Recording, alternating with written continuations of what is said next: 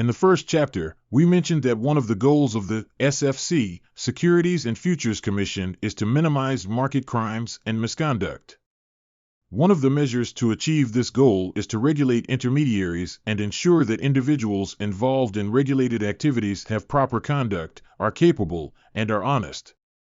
Therefore, the SFC issued a code of conduct applicable to all intermediaries, establishing the conduct standards and regulations that licensees or registered persons should adhere to when conducting business.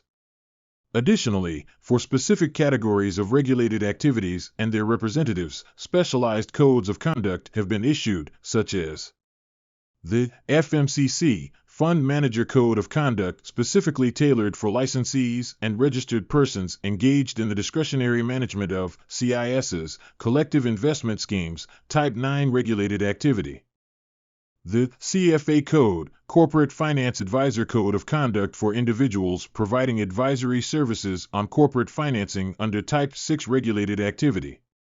The CRA Code, Code of Conduct for persons providing credit rating services which must be adhered to by individuals providing credit rating services under Type 10 regulated activity. In addition to these, there is the OFC Code, Code on Open-Ended Fund Companies, applicable to funds established in Hong Kong as an incorporated company with limited liability and variable capital, and the key operators of those funds, including directors, investment managers, and custodians, are also required to comply with this code. Lastly, there is the Code of Conduct for share registrars. This code is not aimed at any specific regulated activity, but due to its relevance to listed companies and Type 6 regulated activity, it will be introduced in this chapter. Although legally, violating the above business conduct codes does not constitute a crime, intermediaries still need to face other consequences. For example, the SFC may reconsider whether the company or licensee meets the qualification as a fit and proper person. If the violation causes losses to clients, the intermediary may still face civil lawsuits and compensation liability. Therefore, complying with the Business Conduct Code is not only to satisfy the SFC's regulations, but also an important measure to protect the business and avoid potential risks. Next, let's first talk about the core code of conduct for persons licensed by or registered with the Securities and Futures Commission, commonly referred to as the Code of Conduct.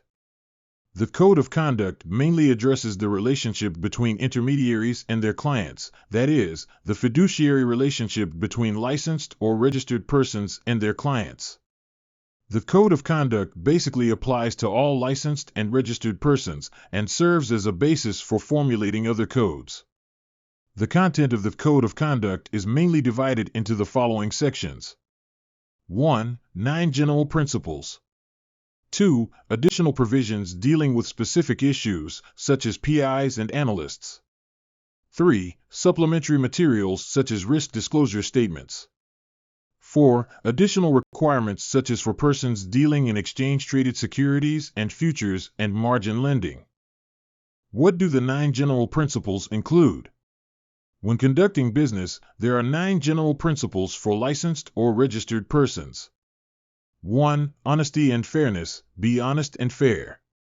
2. Diligence, act with due skill, care and diligence, in the best interests of its clients and the integrity of the market. 3. Capabilities, be competent, and possess the necessary resources and procedures to conduct business.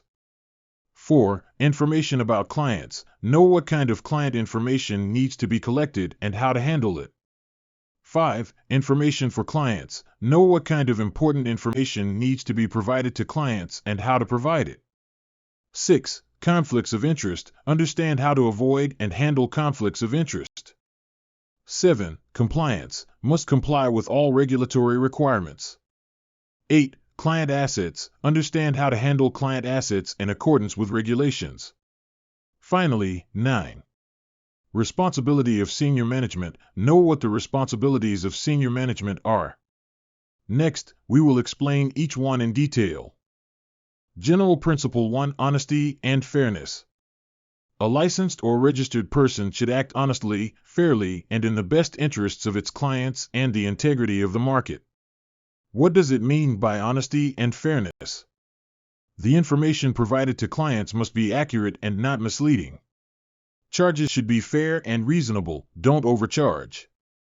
There should be no false, misleading, or deceptive information in invitations and advertisements, and one should not disparage the products and services provided by others.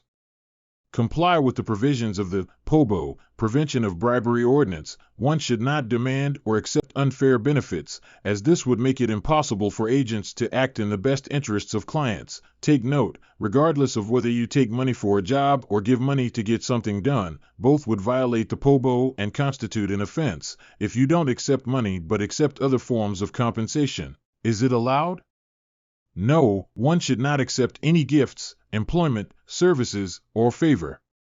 Okay, let's assume Chan Tai Man is a fund manager at an asset management company and has to trade a large number of stocks every day, while Shu Ming is a representative of a securities brokerage firm. Shu Ming proposes that if Chan Tai Man executes transactions through his brokerage firm, he will provide Mr. Chan with extra benefits, such as luxury vacation trips and high cash rebates. However, Shu Ming's brokerage charges higher transaction fees and is not the most efficient. If Chan Tai Man chooses to execute transactions through Shu Ming's brokerage, would this violate the Prevention of Corruption Ordinance? The answer is, if Chan Tai Man chooses to execute transactions through Shu Ming's brokerage, this could lead him to be unable to act in the best interests of his clients, and hence, violating the POBO. And by providing benefits to the agent, Shu Ming also violates the POBO. Both Chan Tai Man and Shu Ming have committed an offense. In conclusion, General Principle 1: Honesty and fairness means that intermediaries need to provide accurate information to clients and should not take advantage of them. Got it? General Principle 2: Diligence. A licensed or registered person should act with due skill, care, and diligence in the best interests of its clients and the integrity of the market. So, what is diligence? Is it simply about not leaving work early or being late and being serious and not slacking off during work? Not just that, some of the specific practical situations are: prompt execution. Intermediaries should put clients first and execute clients' trading instructions as soon as possible. For example, if a client instructs you to buy 1,000 shares of a stock, you should execute it as soon as possible. Do not delay or cancel the client's trading instructions for your own or someone else's convenience. Best execution. A licensed or registered person should execute client orders on the best available terms. What does the best available terms mean? For example, when buying securities for clients, one should try to purchase at the lowest price available. Conversely, when a client wishes to sell securities, sell at the highest price that can be realized. Prompt and fair allocation. After the transaction is executed, the results or profits of the transaction should be allocated to the client's account promptly and fairly. When providing advice to clients, intermediaries should also be careful, diligent, and responsible. The advice or recommendations must be thoroughly analyzed, considering available alternatives, and should not be made casually.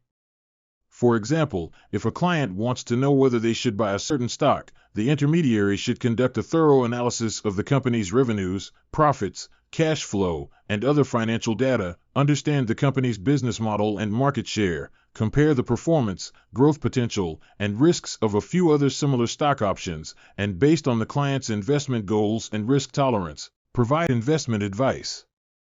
What else is there? For transactions involving margins, the intermediary should promptly collect margins due from the client to avoid the client being forcibly liquidated due to insufficient margins, which can result in losses. Maintenance of separate client accounts for different regulated activities of each client. For example, if a client is engaged in securities trading and futures contracts trading, transactions completed in cash or in the form of margins should have separate accounts and should not be mixed together. For transactions involving derivatives, the intermediary should also promptly notify clients of applicable position and reporting limits to prevent clients from making transactions that may lead to losses due to a lack of understanding of the rules. The intermediary should also monitor positions to ensure that clients' transactions are in compliance with regulations. When promoting individual investment products to clients, the intermediary should not offer any gifts. However, a discount of fees or charges and reasonably collecting service fees are okay, all right? Lastly, regardless of how the client's trading instructions are made, the intermediary must promptly record the client's trading instructions in writing and record them with a timestamp. If the intermediary receives the client's trading instructions via telephone, the record must be retained for 6 months. Remember, the phone used here must be the company's phone, the kind that has a telephone recording system.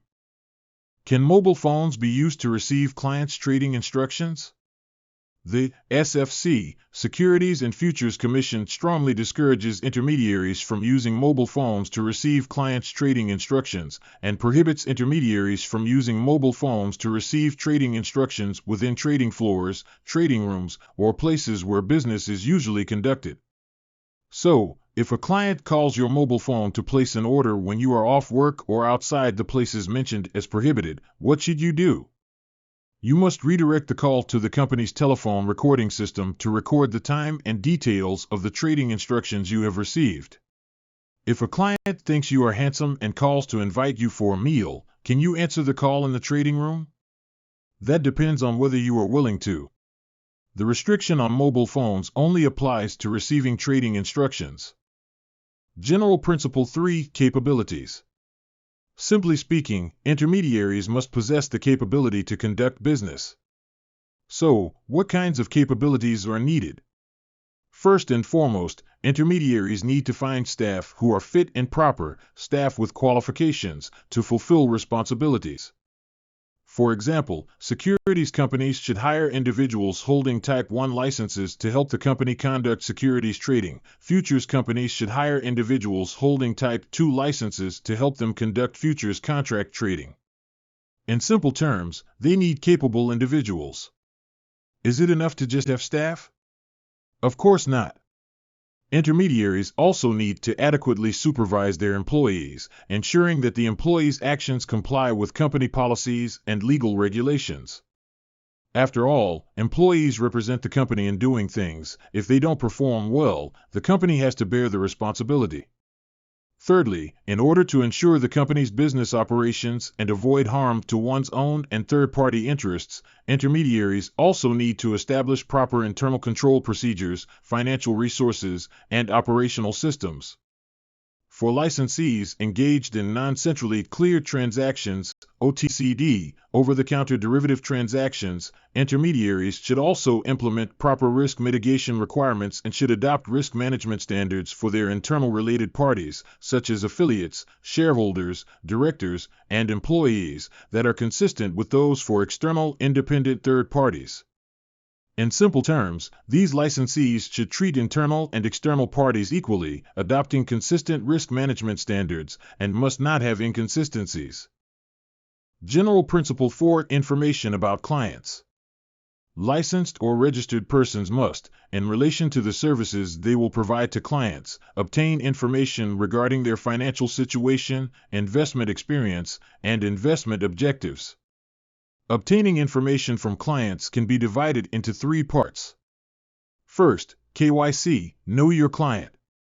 Second, client agreements, which means account opening, where the intermediary will enter into an agreement with the client. Third, discretionary accounts, which means an account operated by the intermediary on behalf of the client. Within the discretionary accounts, clients hand over funds, securities, or other assets to the intermediary for them to manage and execute investment decisions. Alright, so why is KYC, Know Your Client, needed? Because we need to provide the best service to clients. If we don't understand the client's situation and don't know what their needs are, how can we provide high-quality service that satisfies the client? Not only that, KYC also reduces the risks for both clients and the intermediaries themselves. For example, in April 2020, the price of crude oil futures plummeted, with the closing price turning negative, causing investors in the Bank of China's crude oil treasury product not only to lose all their principal but also to owe the bank additional margin. One investor bought 180,000 yuan worth of crude oil treasury products from Bank of China, and 5 days later, not only was all the principal gone, but the investor owed the bank twice the principal. The Bank of China was ultimately fined 50.5 million yuan for this crude oil treasure incident. From this incident, it can be seen that if intermediaries do not understand the needs and risk tolerance of clients and provide unsuitable products and services, it can lead to clients facing significant losses, and at the same time, the intermediaries themselves will suffer substantial financial losses and regulatory penalties. Therefore, by effectively implementing KYC, intermediaries can not only provide better services but also reduce the risks for both clients and the intermediaries. How to KYC. Know your client. Intermediaries should take reasonable steps to establish client information, including what kind of information? The client's true and full identity, financial situation or strength, investment experience, and investment objectives. Do intermediaries need to know the client's investment performance? Remember, intermediaries do not need to know the client's investment performance. That means whether the client makes or loses money from investments, you do not need to know. Keep this in mind, because there is a chance this question will come up in the exam. What is most important for the intermediary to know? The identity of the client, financial situation, and whether they have enough financial strength, whether the client has investment experience, meaning if they have invested in these products before, and what are their investment objectives.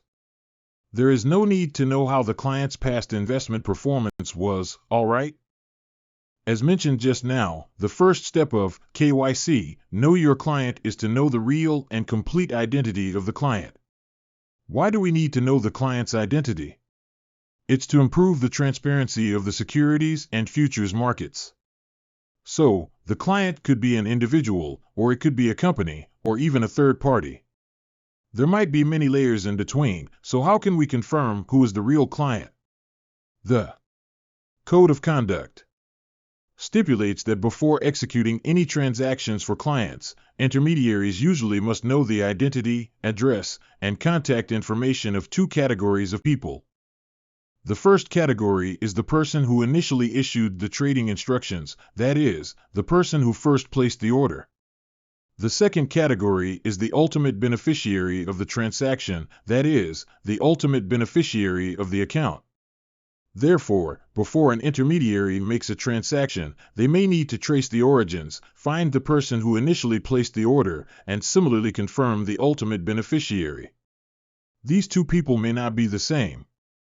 As for CISs, collective investment schemes, or discretionary accounts, the intermediary needs to confirm the identity of the CIS or discretionary account itself, as well as the identity of its manager, but not the actual owner of the scheme or account. The identities of the actual owners only need to be confirmed when the person issuing the trading instructions is the actual ultimate beneficiary. What does this mean? It means that for CIS or discretionary accounts, the person issuing the trading instructions might not be the investor themselves, but the trustee of the investor. In this case, the ultimate beneficiary's identity only needs to be confirmed if the person issuing the instructions is the investor themselves. If not, the intermediary only needs to confirm the identity of the trustee and their manager. Why? Because the CIS or discretionary account usually represents all investors in the scheme or account, and they are the actual executor of the trade.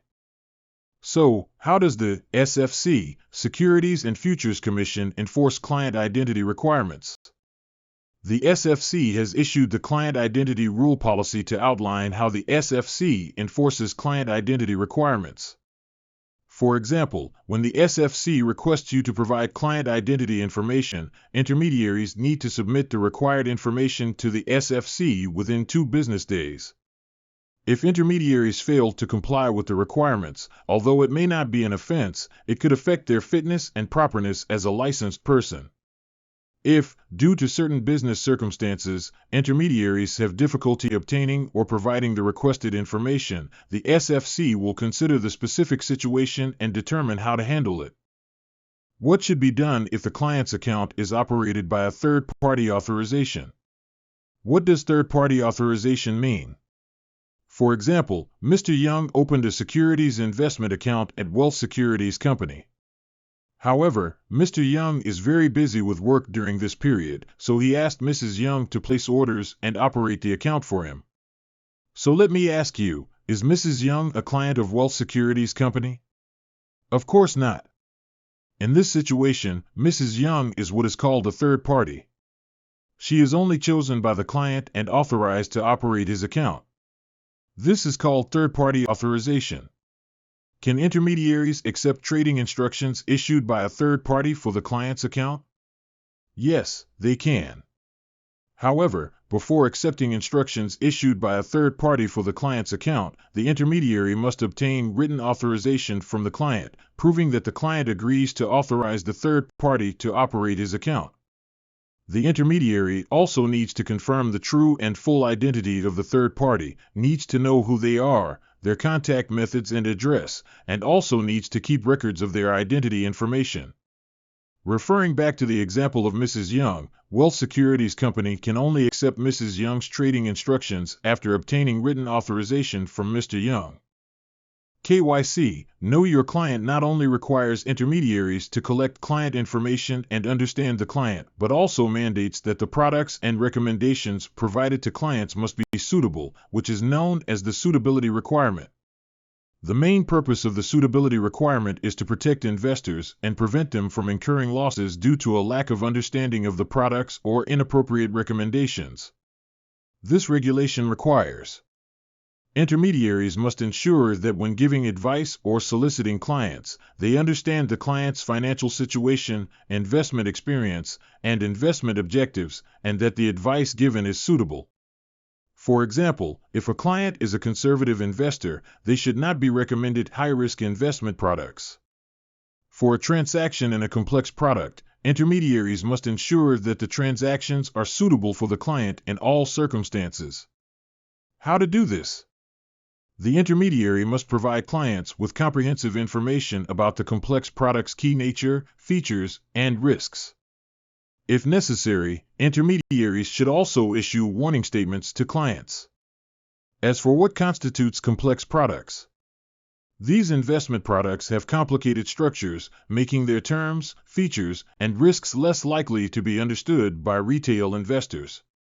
For clarification on complex products, you can refer to the SFC, Securities and Futures Commission's website. Remember, any warnings given and other communication records with the client should be kept. If the client or the SFC need to access these records, they can be retrieved at any time. During the KYC, Know Your Client process, intermediaries should assess the client's understanding of derivatives and categorize the client based on their knowledge of derivative instruments. If the client does not understand derivatives, but still wants to buy some derivative products that you did not recommend, in this situation, if this product is traded on an exchange, the intermediary has the responsibility to explain the risks to the client. If this product is not traded on an exchange, the intermediary needs to issue a warning to the client and provide appropriate advice. If, after assessment, the intermediary finds that the transaction is not suitable for the client, but the client insists on executing the transaction, what should be done? The only option is to execute the relevant transaction with the premise of safeguarding the client's best interests. A reminder once again, all warnings and communication records issued to the client must be kept. If the client or the SFC, Securities and Futures Commission need to, they can access these records at any time, all right? Nowadays, we are in the digital age. Due to emerging demands, more and more intermediaries have developed online distribution and investment advisory platforms to facilitate customer investment. When intermediaries are not able to communicate face-to-face with customers, how should they fulfill their suitability obligations? The SFC, Securities and Futures Commission, has specifically issued the ODAP guidelines on online distribution and advisory platforms, which clarifies how intermediaries should fulfill suitability requirements. This guideline is divided into 5 main parts. First, core principles, which are the main considerations in platform design, providing information to customers, risk management, monitoring, and record keeping, etc.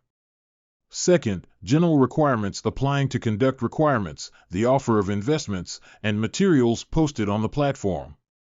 Third, requirements specifically applying to the provision of robo-advice, that is, regulations on how intermediaries should use algorithmic programs or other technologies to provide financial advice online.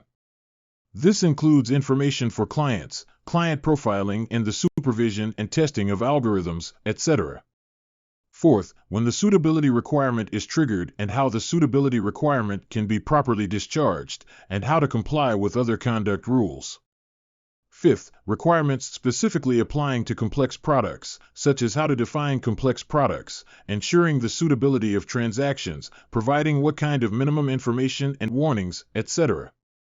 In conclusion, the ODAP guidelines provides clear guidelines and operating instructions for intermediaries in the digital age, ensuring that they can effectively comply with conduct rules and fulfill suitability obligations even when they are unable to communicate face-to-face.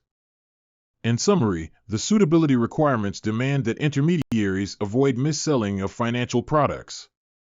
What consequences might intermediaries face if they are involved in violations related to mis-selling?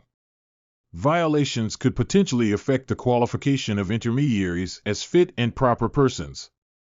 Once they lose their fit and proper status, it means that they cannot retain their licenses, and intermediaries will be unable to continue their operations. Intermediaries may also face disciplinary actions, such as fines, and may even have to assume legal liability, compensating customers for the losses they have incurred.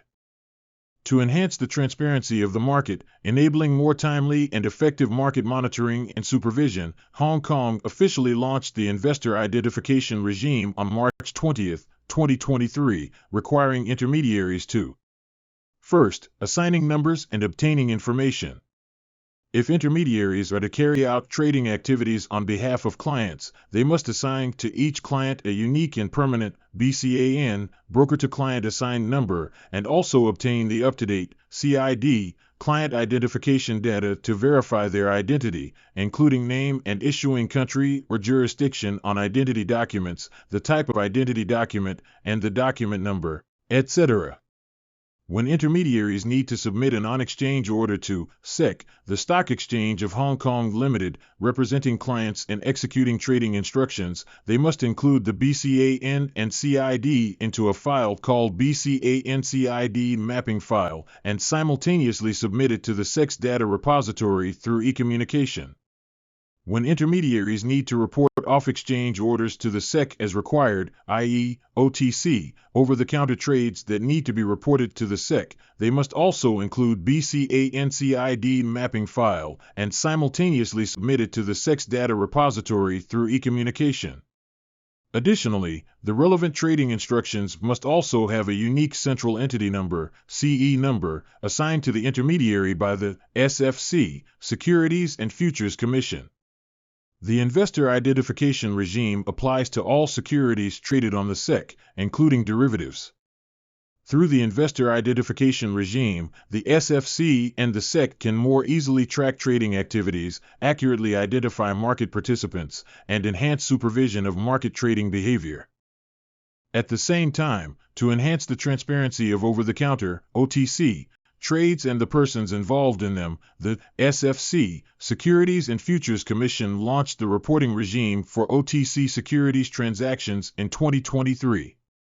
If intermediaries are involved in OTC securities transactions that do not need to be reported to the SEC, they need to report directly to the SFC. What transactions need to be reported? OTC securities transactions related to ordinary shares, units of real estate investment trusts listed on the SEC, and those not exempted from stamp duty, as well as the deposit or withdrawal of physical share certificates, need to be reported to the SFC. How to make the report? Intermediaries need to report to the SFC within 3 Hong Kong trading days after the transaction. The information provided to the SFC includes the intermediary's CE number, details of the securities traded, the CID of the client involved in the transfer, and the CE number of any other intermediary licensed by the SFC involved in the trade. Under what circumstances can intermediaries be exempt from reporting? This includes the transfer of shares is made in accordance with the terms of a structured product or a derivative, or for the conversion of a depository receipt into shares. So, can intermediaries casually sell all the client's data they have collected to other institutions to make some pocket money? Of course not. Intermediaries must obtain the client's prior consent to use their data. Not only that, intermediaries must also establish appropriate security measures to protect all clients' data that is collected, stored, and transmitted. All right, after talking about KYC, Know Your Client, we have come to the client agreement. So, what is a client agreement? It is a written agreement signed with each client before providing services to them, including the full names and addresses of the client and the intermediary, verified through reliable evidence. Undertakings by the parties to notify material changes of information to each other. Full description of the services and charges to be provided by the intermediary. If there are special services, such as short selling, margin financing, etc., details must be provided, how much fees the client needs to pay. Appropriate risk disclosure statements and other information. Each client agreement must have a clause. If we, the intermediary, solicit the sale of or recommend any financial product to you, the client, the financial product must be reasonably suitable for you having regard to your financial situation, investment experience, and investment objectives. No other provision of this agreement or any other document we may ask you to sign, and no statement we may ask you to make derogates from this clause. In simple terms, it means that regulatory authorities require intermediaries to provide suitable financial products to clients under any circumstances. These are the basic contents of the client agreement. So, what content cannot be included in the client agreement? The Code of Conduct stipulates that the client agreement cannot include clauses that are in conflict with the obligations of intermediaries as regulated by the Code of Conduct, or misdescribes the actual services to be provided to the client. For example, the Code of Conduct requires intermediaries to be honest and fair, but the intermediary asks clients to waive the right to complain about the intermediary's unfair behavior in the declaration. The intermediary claims to provide 24-hour service, making clients believe that they can access services at any time, but actually only provide services from 9 a.m. to 5 p.m. on working days. In the client agreement, the clauses set by the intermediary should not deprive clients of their legal rights or eliminate the legal liability of the intermediary. For example, trying to state in the client agreement that it will not assume any liability due to negligence. Definitely cannot write like this. The intermediary must ensure that the client agreement is fair, just, and clear. When reaching an agreement with a client, the intermediary must comply with all relevant legal provisions and do not remove, exclude, or restrict their legal responsibilities through contract clauses or other means. At the same time, during the execution of the agreement, the intermediary must also comply with legal regulations and ensure that the client's rights are legally protected. In most cases, the client agreement related to regulated activities is essentially the account opening document for trading accounts. The client agreement provided by the intermediary must be in written form and can be printed in Chinese or English, depending on the client's needs. The same applies to any other agreements, authorizations, risk disclosures, and related documents. After the agreement is signed, the intermediary is required to provide copies of these documents to the client. So, in what ways can the intermediary enter into a client agreement with the client? First and foremost, it can be done face-to-face, with the intermediary staff and the client personally entering into the agreement. Secondly, non-face-to-face methods include certification by other persons, certification services, mail approach, online onboarding of clients using a designated bank account in Hong Kong, and remote onboarding of overseas individual clients. These 5 methods are all accepted by the SFC, Securities and Futures Commission. Non-face-to-face method 1, certification by other persons. The signing of the client agreement and the citing of related identity documents by another intermediary, a justice of the peace, or professionals such as a branch manager of a bank, certified public accountant, lawyer, notary public, or chartered secretary. Method 2. Certification services refer to the use of services provided by the Electronic Transactions Ordinance, ETO. For example, Hong Kong Post provides ETO certification with digital signatures. Method 3. Mail approach. The client can send the specified documents to the intermediary by mail, including a copy of the client's identity document, a copy of the signed client agreement, and a check with an amount not less than 10,000 Hong Kong dollars. Method 4. Online onboarding of clients using a designated bank account in Hong Kong. Obtain the client's electronically signed client agreement and copies of identification documents. Successfully receive an initial deposit of not less than 10,000 Hong Kong dollars transferred from the client's Hong Kong bank account. In the future, all deposits and withdrawals made by the client can only be done through the bank account specified by the client. Method 5. Remote onboarding of overseas individual clients. How can intermediaries help overseas clients open accounts? Firstly, the intermediary needs to obtain the client's official identification document, ID card or biometric passport, embedded data or electronic copies, as well as a high-resolution photograph of the client. Secondly, effective and appropriate technologies and process to authenticate the client. This may involve checking the security features of the identification documents or using facial recognition technology to compare biometric passports, among other methods. Similarly, the intermediary needs to obtain the client's electronically signed client agreement and an initial deposit of not less than 10,000 Hong Kong dollars transferred from the client's overseas bank account. In the future, any deposits or withdrawals made by the customer in their trading account can only be done through the client's designated overseas bank account. Is it possible for a third party to assist in the account opening process? Yes, it is possible, but it requires prior consent and authorization from the client.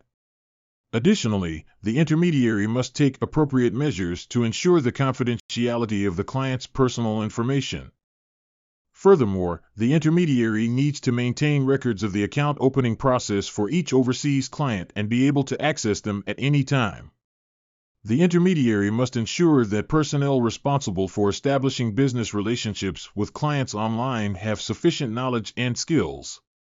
Every year, the intermediary is required to arrange for qualified and competent independent assessors to conduct evaluations and assess whether the processes and technologies used by the intermediary are appropriate and effective. As seen, the regulations for establishing business relationships with overseas clients through remote procedures are stringent. Previously, we introduced Principle 4, which is related to client information. It mainly concerns the data associated with client account opening. We discussed knowing your client and the client agreement earlier, and now we will introduce the concept of a discretionary account. What is a discretionary account? If the service involves trading financial products, signing a client agreement essentially means opening a client account. Before operating the client's account and conducting each transaction on behalf of the client, the intermediary must obtain specific authorization from the client or a designated third party in writing. A discretionary account is a type of client account. The client of a discretionary account signs a written authorization letter that specifies the person authorized to operate the account, delegating the authority to operate the account to the intermediary or the intermediary's employees. As a result, the intermediary can conduct transactions on behalf of the client without obtaining prior approval from the client. Clients with discretionary accounts can grant full discretion or impose certain conditions, such as placing limitations. For example, they can specify that the broker can only purchase up to 500,000 shares of stock per day, limiting the broker's trading activities to this maximum limit. What are the regulations for intermediaries regarding discretionary accounts? When managing client accounts, the intermediary must clearly indicate that it is a discretionary account. When opening a discretionary account, the authorized intermediary or their employees must explain the terms of the authorization to the client. Furthermore, on an annual basis, the intermediary must confirm this authorization with the client. This means issuing a notice to the client before the expiration date, reminding them that the authorization will automatically renew. Before opening an account or signing the discretionary account agreement, the intermediary must inform the client in writing about the benefits they will receive when conducting transactions on their behalf. This includes any monetary or non-monetary benefits, subject to clear remuneration arrangements. The approval for opening discretionary accounts can only be granted by senior management of the intermediary. Additionally, the intermediary must have a sound internal control system in place to properly supervise the operations of discretionary accounts. Everyone, remember that discretionary authorization and third-party authorization are two different things. This table summarizes the differences between discretionary authorization and third-party authorization. First, to whom does the client authorize the management of the account? If the client authorizes the intermediary staff or agent, then it is discretionary authorization. If the client authorizes a specific person, then it is third-party authorization. Second, as a manager, do you need a license to operate a client's account? This depends on whether there is a business relationship between the manager and the client. If it is discretionary authorization, the intermediary operates on behalf of the client and earns remuneration from it. Then this is a regulated activity and requires a license to operate. As for third-party authorization, it depends on whether the manager is managing on a voluntary basis. If it is voluntary management without earning any compensation, then a license is not required. On the contrary, if the client hires someone specifically to manage the account, then this person will need a license. Third, will the manager charge a fee? For discretionary authorization, there will definitely be a fee, as the intermediary staff earns remuneration through providing services. As for third-party authorization, the manager might charge for services or might provide services for free. Fourth, are the documents signed different? Definitely different. If it is discretionary authorization, you need to sign a written agreement for discretionary authorization. If it is third-party authorization, you need to sign a written agreement for third-party authorization and provide information of the authorized person to the intermediary, such as identity, address, contact details, etc. The client agreement must include a risk disclosure statement, which can be prepared in the language chosen by the client, Chinese or English. The intermediary has the responsibility to invite the client to review the risk disclosure statement. Even if the account opening is not conducted in person, the letter provided by the intermediary should specifically guide the client to review this risk disclosure statement. If the client has any questions, they should raise them to the intermediary or seek independent advice. After reading, the client needs to sign and also date his acknowledgement. What does this risk disclosure statement cover? The risk disclosure statement primarily aims to alert clients about the risks associated with the following activities. 1. Securities trading. The price of securities can rise or fall and may experience significant fluctuations, even to the point of becoming worthless. For example, China Evergrande stock price reached over 28 Hong Kong dollars per share at its peak in August 2018 but dropped to 18 Hong Kong dollars per share by October 2018, representing a decline of 35.7% in just 2 months. Furthermore, in 2017, the highest stock price exceeded 30 Hong Kong dollars, but by February 2022, it had dropped to 1 Hong Kong dollar and 65 cents. 2. Futures and options trading. Futures and options trading involves the current trading of small amounts using margin, deposit, corresponding to the future trading of large amounts of assets. This means that investors only need to pay a portion of the funds, i.e., margin, to control a significant amount of commodities or assets. However, before delivery, any losses resulting from the fluctuations in the value of large assets will be directly deducted from the margin account. Therefore, even slight market price changes can quickly erode the initial margin deposited by investors, requiring customers to promptly add additional margin within a short period. If customers are unable to provide additional margin, they may be subject to forced liquidation by the intermediary, which involves selling the client's futures contracts. After liquidation, the client remains responsible for the remaining debt, also known as leaving the client liable for the deficit. Additionally, in futures and options trading, stop-loss orders do not necessarily guarantee effective loss limitation. For example, suppose you set a stop-loss price for selling an options contract at $10, but due to insufficient buyers in the market, your instruction may only be executed at a price below $10. Remember, the primary risk in futures and options trading arises from the substantial asset trading risk associated with small-scale trading, which can lead to significant losses within minutes. Third, the risks of trading GEM, growth enterprise market stocks. GEM is a securities trading market established primarily to help startups and growing companies raise funds. These companies may not meet the requirements for listing on the main board due to their smaller size, shorter history, or unstable profitability.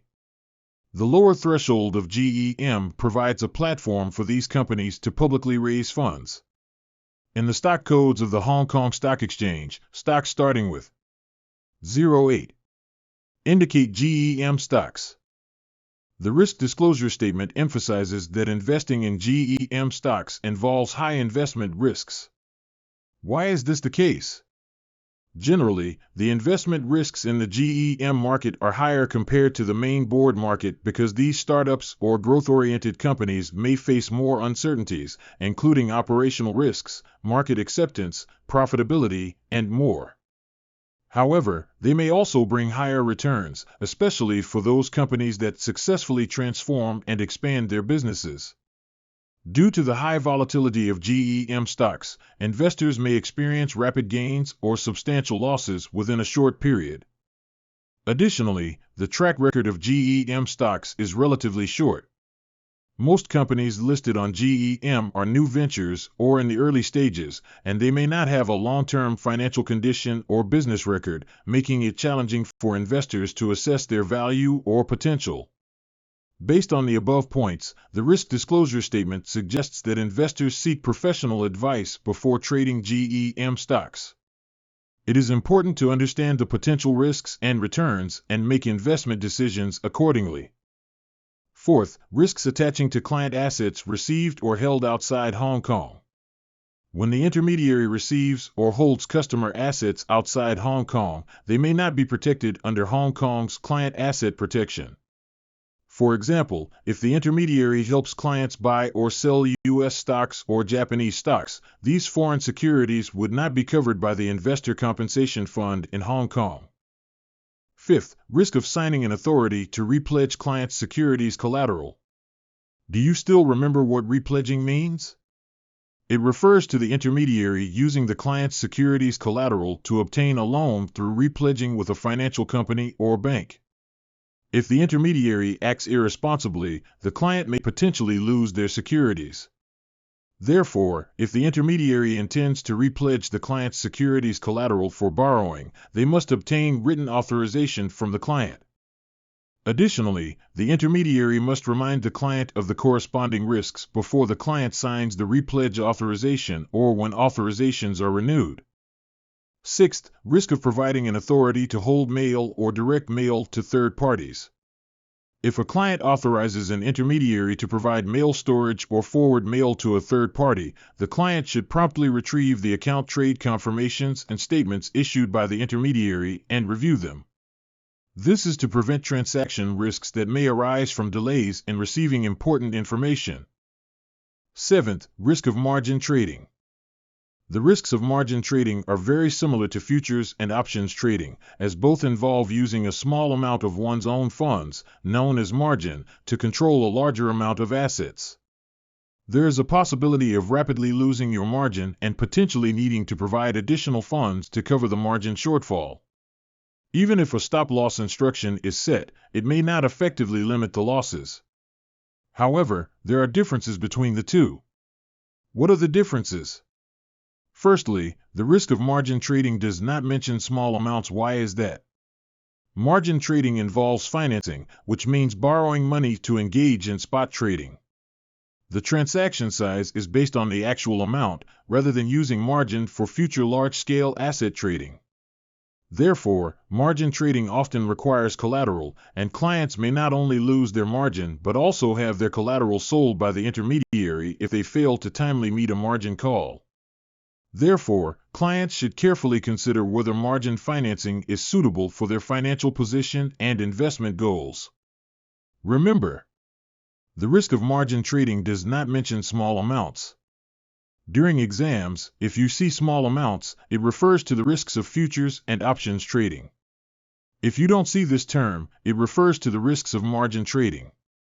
All right? The last one is the risk of LFET, leveraged foreign exchange trading. The risk of LFET is similar to margin trading, as both involve using leverage and financing to engage in larger-scale spot trading.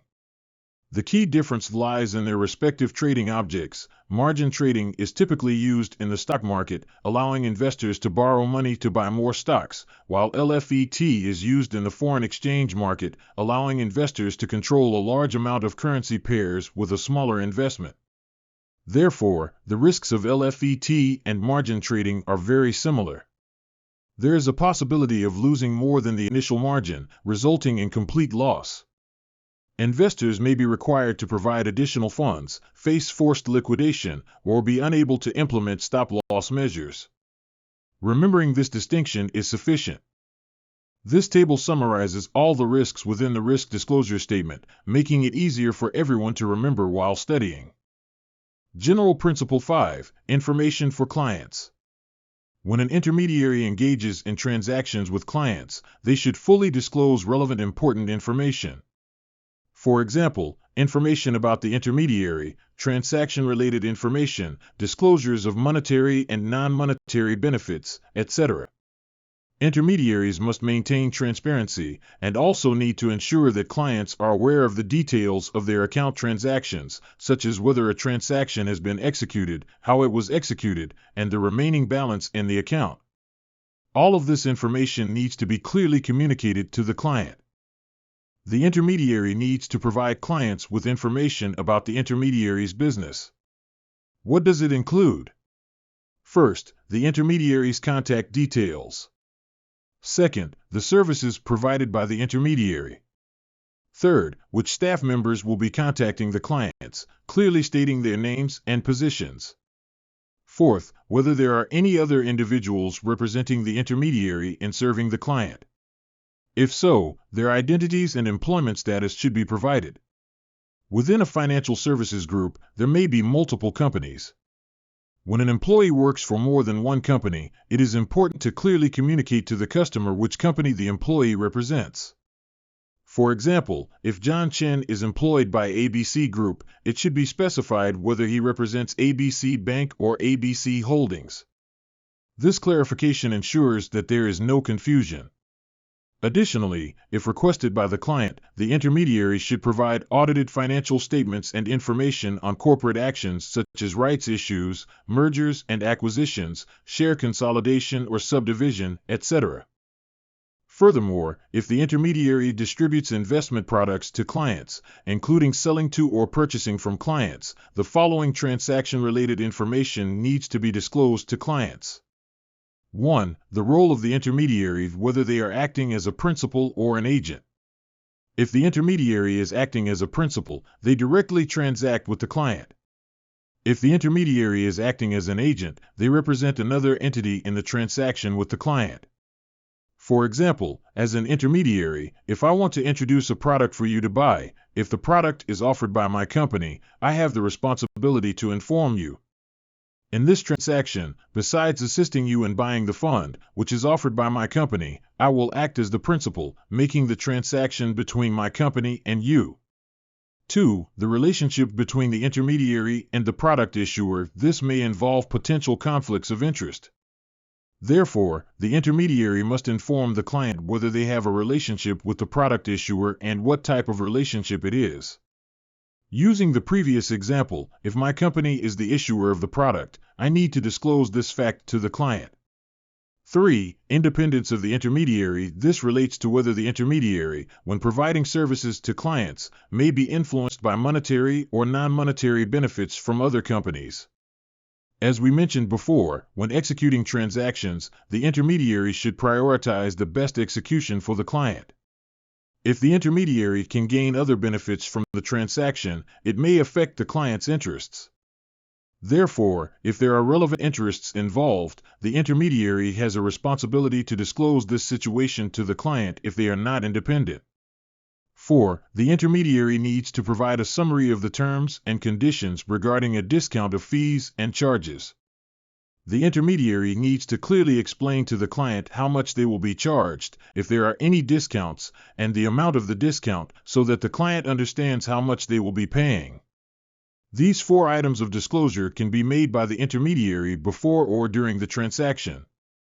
They can be made as a one-time disclosure, meaning they are disclosed to the client once regarding the role of the intermediary, the relationship with the product issuer, independence, and fee-related information, without the need for disclosure during every transaction. However, it is important to note that if any changes occur in the disclosed information, the intermediary must promptly update the information to ensure its accuracy. 5. Information regarding monetary and non-monetary benefits. In addition to providing relevant information about their own business, the intermediary, before or during the transaction, should prioritize the transaction itself and disclose 3 types of information to the client regarding monetary and non-monetary benefits. Remember, this information cannot be disclosed as a one-time disclosure. Type 1. Monetary benefits that are quantifiable before or during the transaction. If the intermediary explicitly receives quantifiable monetary benefits from the product issuer in the distribution of products, it is called quantifiable monetary benefits. For example, if the intermediary earns a 5% commission from selling a fund, this information needs to be disclosed to the client. If the intermediary engages in back-to-back transactions related to investment products, they need to disclose the sales profits they will obtain.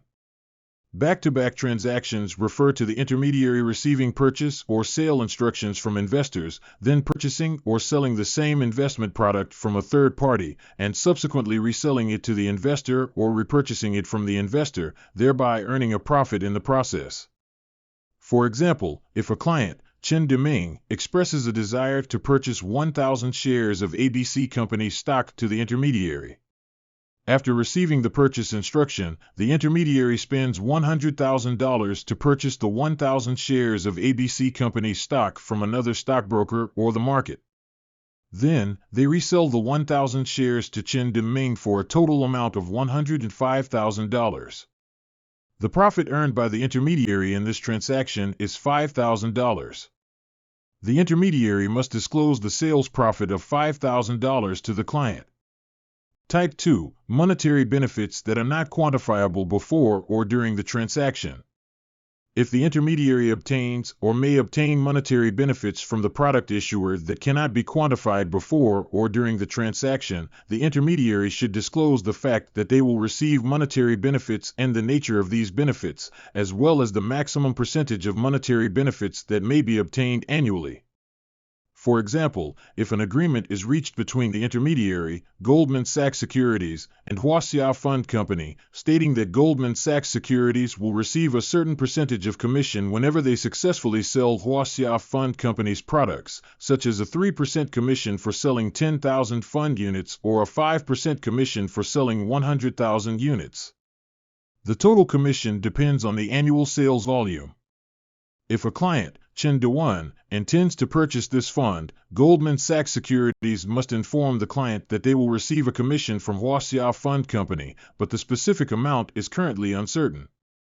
However, the client is informed that the maximum percentage of this commission could be 5%. This way, the client, Chen Dewan, can understand that Goldman Sachs Securities may receive a benefit from Huaxia Fund Company after the client purchases the fund. Type 3. Benefits of a non-monetary nature. If the intermediary obtains benefits from the distribution of investment products that are non-monetary in nature, such as specialized services, business relationships, sponsorship of industry conferences, seminars, or employee training activities, the intermediary should disclose these non-monetary benefits and their nature to the client. In summary, intermediaries need to disclose all relevant benefits, whether they are monetary or non-monetary, to clients before or during the transaction. How should an intermediary make a disclosure? Before a transaction is concluded, the intermediary must make the necessary disclosure in written form. What if the intermediary doesn't make the written disclosure before a transaction is concluded? What happens then? In that case, the intermediary should verbally disclose to the client. After the conclusion of the transaction, they must promptly make the disclosure in written form to the client. The above talks about what the intermediary should provide to the client before a transaction is concluded. What information needs to be provided to the client after the transaction is concluded?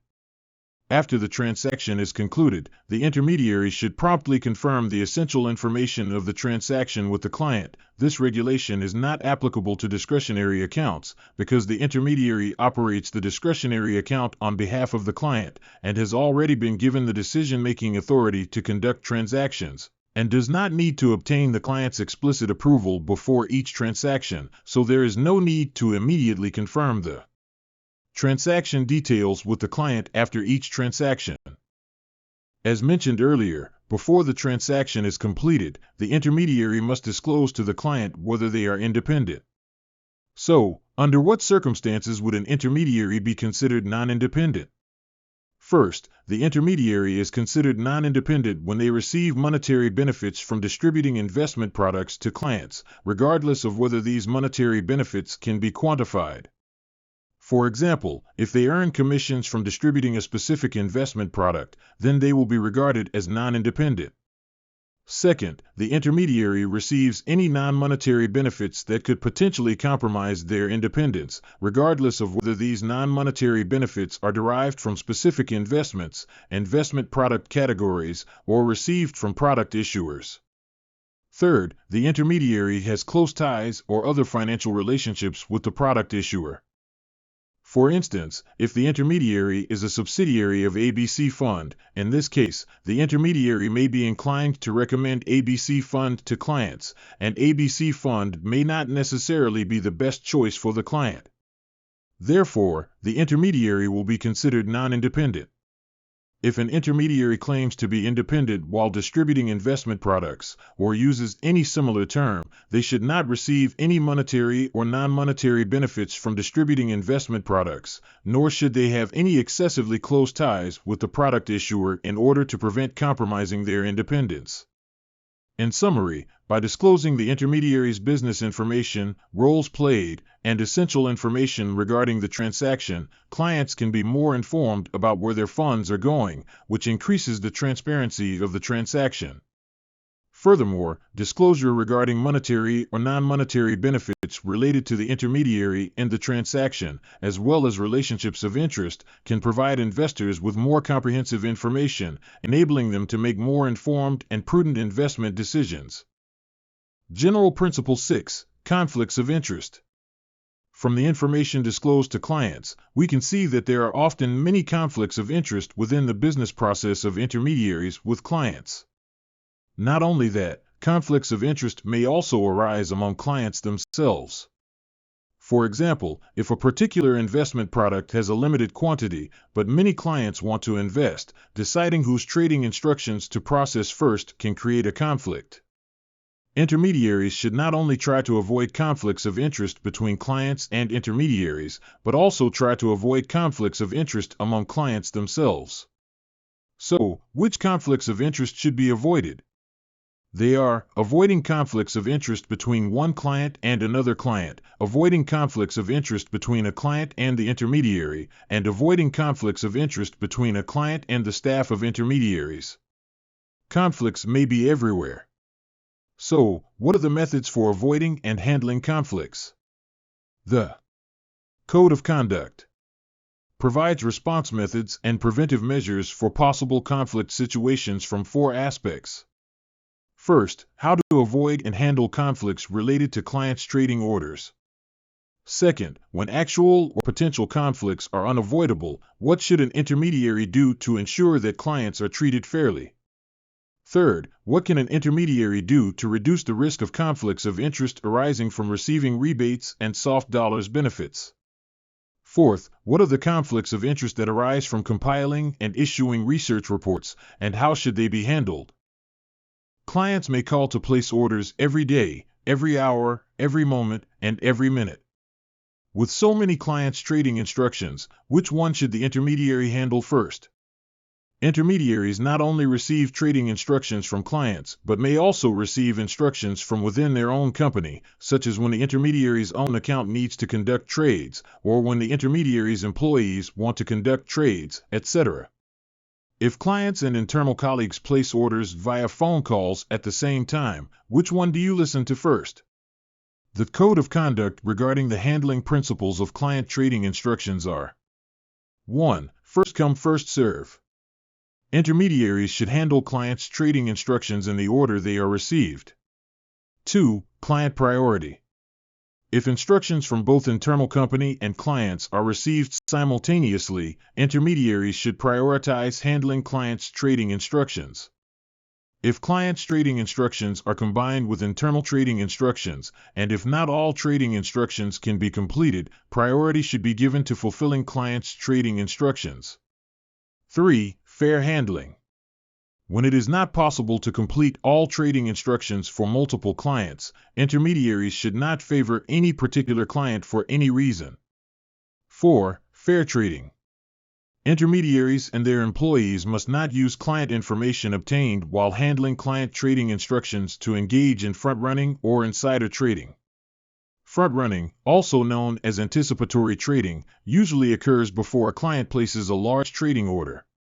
Because once a large order enters the market, it may affect security prices, and profits can be made through anticipatory trading. For example, stockbroker Zhang Xiaofei learns that her client, Guan Xiaoyu, is about to sell a large amount of ABC company stock.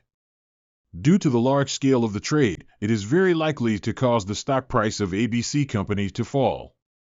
Zhang Xiaofei has many shares of ABC on her own. To avoid losses, Zhang Xiaofei sells all her shares of ABC company before executing Guan Xiaoyu's trade, which is front-running. Intermediaries should not use this kind of advantage to trade on their own or for the company. Intermediaries should also not engage in insider trading. What is insider trading? It is when an intermediary trades by taking advantage of non-public information that, once disclosed, may affect the price of financial instruments, thereby making profits. Remember, this is not allowed. 5. Protecting client interests. If the intermediary no longer engages in regulated activities, i.e., no longer provides any securities or futures-related services, it should promptly notify the affected clients.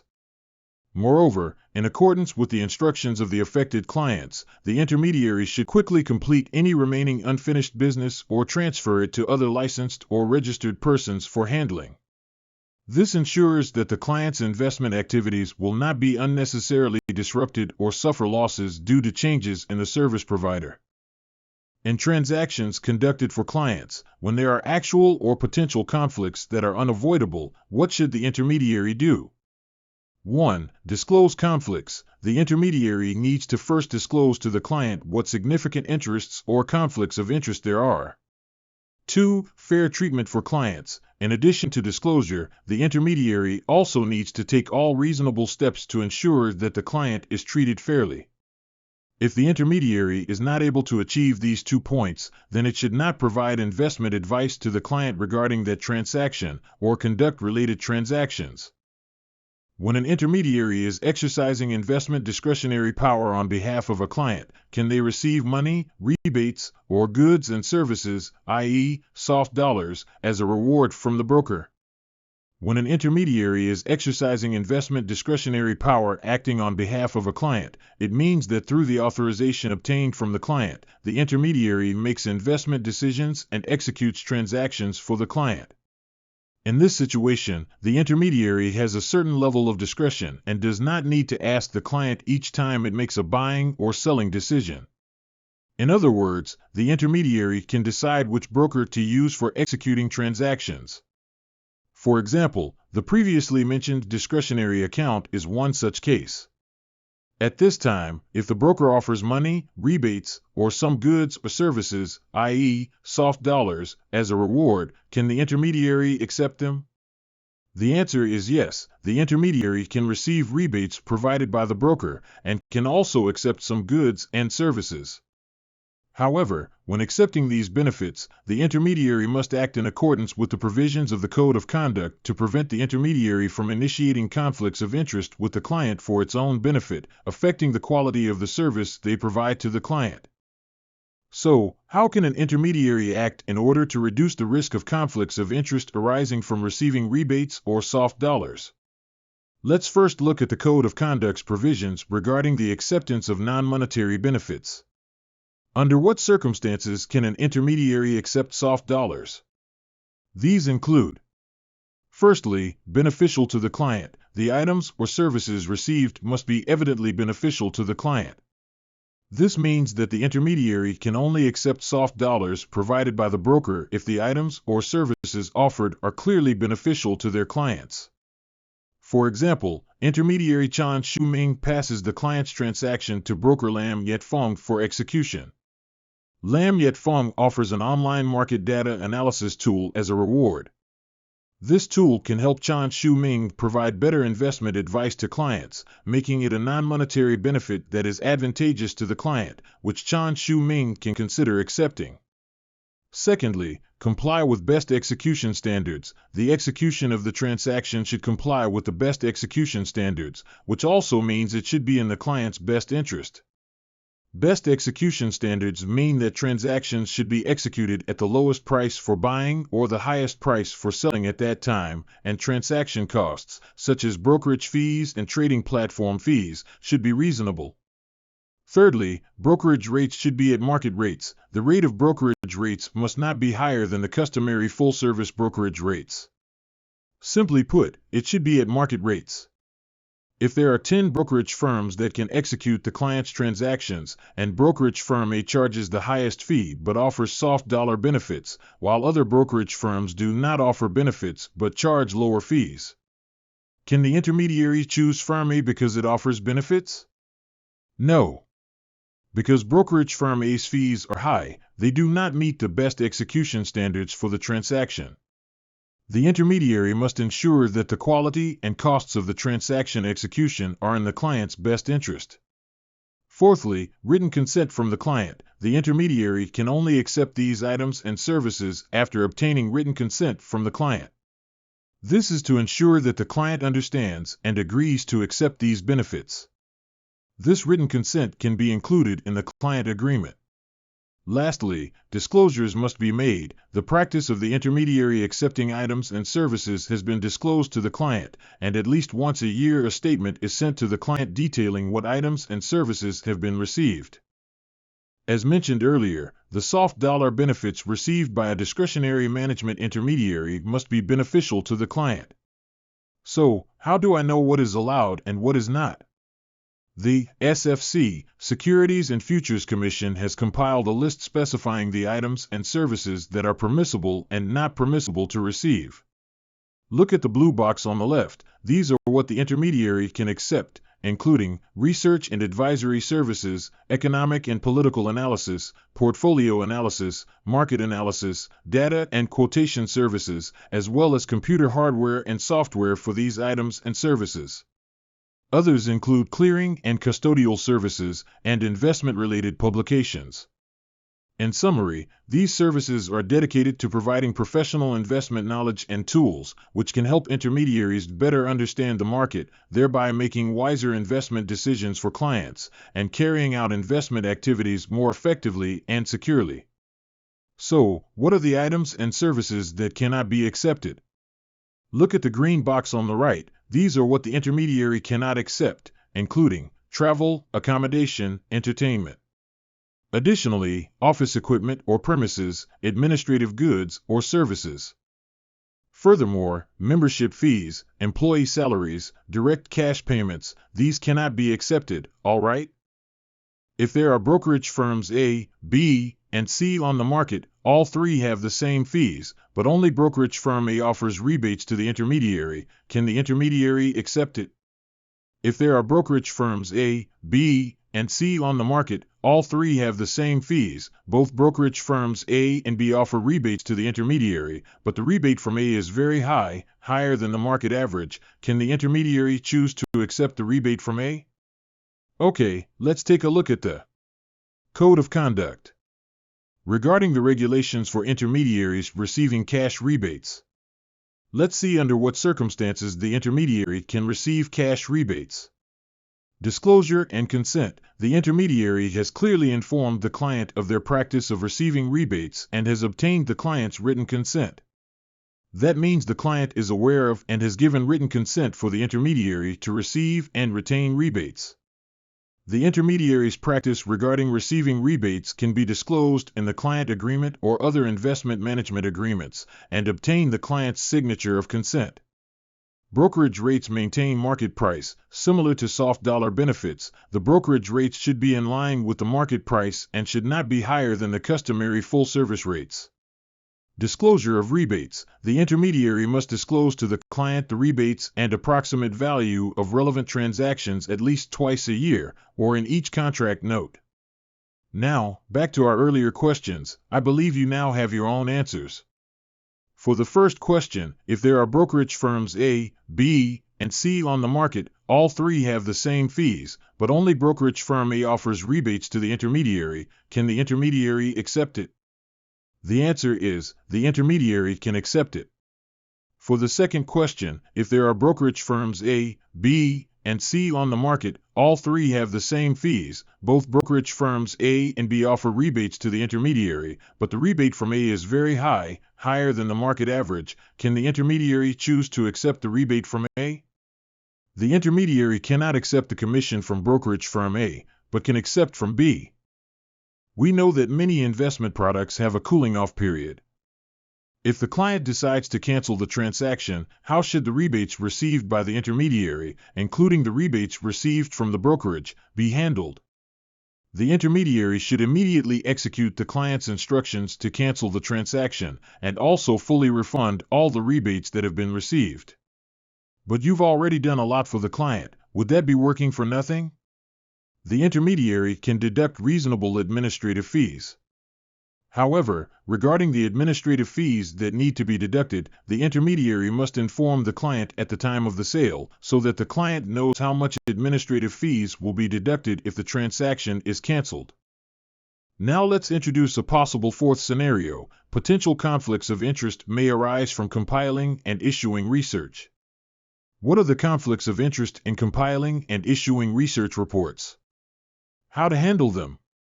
Firstly, the research referred to here is investment research on securities that are traded in Hong Kong, or investment research on securities that are issued or to be issued by a new listing applicant which are to be traded in Hong Kong.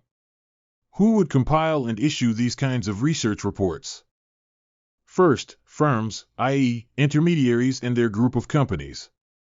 Second, analysts, individuals within the company responsible for compiling or issuing investment research. Firms and analysts may face conflicts of interest that affect the independence of the research when they compile and issue research reports. For example, there is an analyst named Kung in Company A, and he is currently conducting research on Company B stock, while Company A has a long-term business collaboration with Company B. In this scenario, Kung may give an overly optimistic evaluation of Company B in the research report due to the business interests of Company A. This behavior constitutes a conflict of interest and affects the fairness and independence of the investment research. If investors are misled and overinvest in Company B's stock, and Company B's actual performance does not meet the report's expectations, investors may suffer economic losses. Therefore, the Code of Conduct stipulates that firms must establish mechanisms including policies and procedures to ensure that analysts uphold strict standards of integrity and ethical conduct in compiling and issuing research reports. First of all, the trading activities, financial interests, or business relationships of firms and analysts should not hinder investment research and recommendations. If there are conflicts of interest, appropriate disclosure should be made. What should be disclosed? The first type is the analyst interest disclosure. If an analyst holds a senior position in the company or new listing applicant they are researching or owns any financial interest, such as shares, they must disclose this. For example, if analyst Kung is researching ABC Company stocks, and Kung is also a shareholder of ABC Company, then he must disclose this fact. This is because it may affect the analyst's judgment and the impartiality of the report. The second type is firm relationship disclosure. If a firm has specific financial interests or business relationships with the company or new listing applicant they are researching, this must also be disclosed. For example, if an investment bank is conducting research on ABC Company's stocks and is currently providing banking services to ABC Company, including bond issuance, etc., disclosure must be made. This is because it may affect the objectivity of the research report. The second thing, besides disclosure, the firm should establish written policies to regulate the transactions conducted by analysts and related parties, such as a spouse, minor children, and certain trust arrangements, etc., and should also restrict analysts from engaging in the following transactions. 1. Conducting transactions which are contrary to their outstanding recommendation. For example, if an analyst talks about being bearish on Vitasoy in the report, but then buys Vitasoy for themselves. In this case, the analyst is contradictory and has violated their own issued recommendation. 2. Transactions within 30 days before and 3 business days after the issue of the research.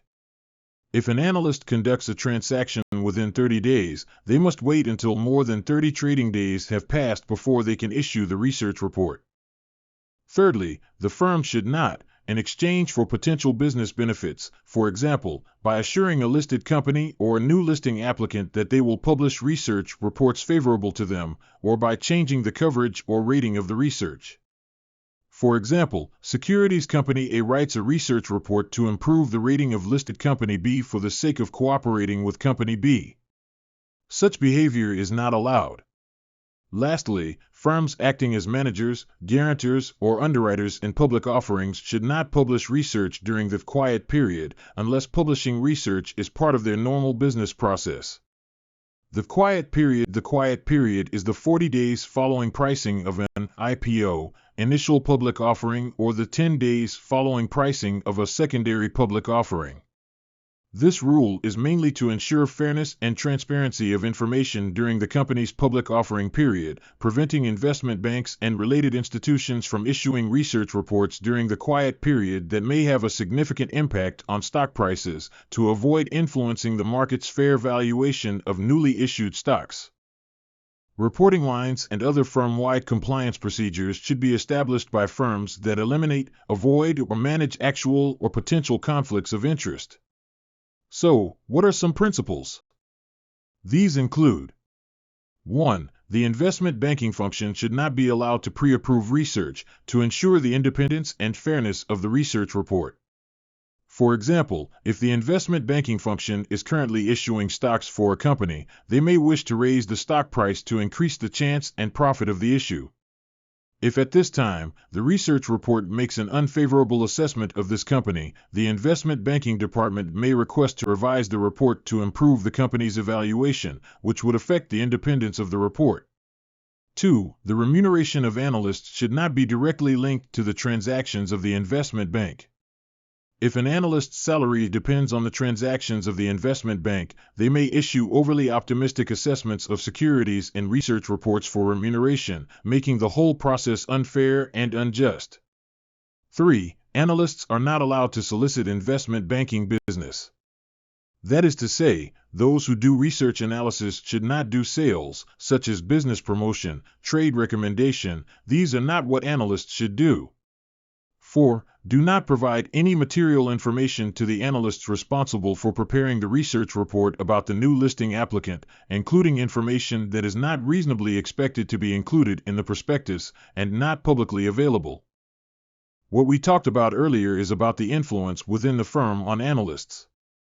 So, if there is improper influence exerted on analysts by external parties such as securities issuers, institutional investors, and other external parties, offering special treatment, exerting pressure, etc., how should this be handled? For any external attempts to interfere with, manipulate, or influence the independence and objectivity of analysts, firms should eliminate or address these factors, ensuring the independence and objectivity of analysts. If companies related to the research, new listing applicants, or third parties have provided compensation or other benefits for the research, this fact should also be disclosed. Whether it is the disclosure of actual conflicts of interest or potential conflicts of interest, relevant disclosures should be complete, timely, clear, concise, specific, and prominent.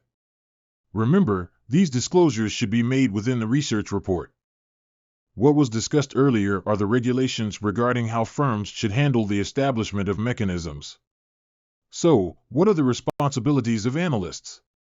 Analysts should adhere to strict standards of integrity and ethical conduct in preparing and issuing research reports. The analysis and recommendations of analysts should have a reasonable basis. Disclosures should be made if there are any interests related to the research. If analysts comment and make recommendations in the mass media in their personal capacity, i.e., the stock commentators you usually see, like Uncle Lou, Brother Ben, etc. When they comment on a stock, they will definitely say, "I do not hold the stock." Why do they have to say this? Because the Code of Conduct stipulates that if they have any interest in the company involved, they must disclose it to the media. However, if after they talk to the TV station thinks it is more important to air advertisements and cuts that part out, is there a problem? No problem, because it's the TV station's decision. It is not the decision of the analysts, so the analysts do not need to bear responsibility. General Principle 7: Compliance. In order to protect the best interests of clients and promote the integrity and stability of the market, intermediaries should comply with all regulatory requirements, including laws, including subsidiary legislation established by the SFC, rules, regulations, codes issued by the SFC, rules of relevant exchanges or clearing houses, provisions of other applicable regulatory bodies. The Code of Conduct primarily covers the obligations under the FDRS, Financial Dispute Resolution Scheme, employee dealings, responsibility for acts of employees, complaints, and circumstances calling for reports to the SFC, Securities and Futures Commission. It mainly involves the responsibilities of intermediaries in handling client complaints and disputes, responsibilities for employee dealings and acts, and obligations to notify the SFC. Firstly, how should intermediaries handle client complaints? 1. Handle complaints promptly. When receiving a client complaint, intermediaries must respond timely and appropriately, and cannot be negligent. 2. Quick investigation and response. Intermediaries must quickly investigate the client's issues and timely provide the client with the result of the handling. 3. Inform the client of other options. If the client's complaint cannot be resolved immediately, the intermediary should inform the client of other steps that can be taken, such as the client can complain to the SFC or HKMA, and also has the right to refer the dispute to the FDRC, Financial Dispute Resolution Center Limited, for handling.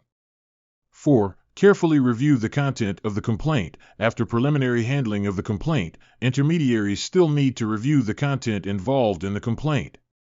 If this issue may affect other clients or attract more people's attention, even if other clients have not complained, intermediaries need to investigate and take remedial action. What is the FDRC, Financial Dispute Resolution Center Limited? The FDRC is an independent nonprofit organization. It manages and resolves financial disputes between intermediaries and clients through mediation or arbitration under the FPRS, Administer Financial Dispute Resolution Scheme. Is it necessary to handle disputes at the FDRC? Not necessarily. If there are disputes between clients and intermediaries, they can lodge complaints with the relevant regulatory authorities. However, for client complaints, regulatory authorities usually can only investigate the behavior and business practices of intermediaries and are not able to determine compensation for losses. Therefore, for monetary disputes, clients can pursue civil litigation or go to the FDRC for mediation. The FDRC mainly handles claims within 1 million Hong Kong dollars, adopting a mediation first, arbitration next approach to privately resolve financial disputes, which is relatively more convenient and faster compared to civil litigation. Once the complaints between the intermediary and the client are referred to the FDRC, the Financial Dispute Resolution Center Limited, the intermediary must 1. Fully comply with the FPRS, administer financial dispute resolution scheme, handle and resolve disputes according to regulations and procedures. 2. Make honest and diligent disclosure before mediators and/or arbitrators in connection with the FDRS. 3. Render all reasonable assistance to the FDRS. Let's talk about the exam topics that are more emphasized, which is called employee dealings. What is employee dealings? It refers to the personal financial trading activities conducted by the employees of the intermediary, including management and other staff. These trades are personal investment activities carried out by the employees themselves and are not part of their job duties. Because the employees of the intermediary may be exposed to sensitive information in their work, such as client transactions that greatly affect stock prices or non-public information, i.e., insider information, etc. If employees trade using this information, it will affect the fairness and transparency of the financial market. Therefore, the intermediary must effectively supervise employee dealings. First of all, the intermediary must establish a written policy, clearly and explicitly informing employees whether the company allows them to engage in personal securities or futures contracts. If employees are allowed to trade, the written policy needs to clearly list the following items. First, the conditions that employees must comply with when conducting personal account transactions.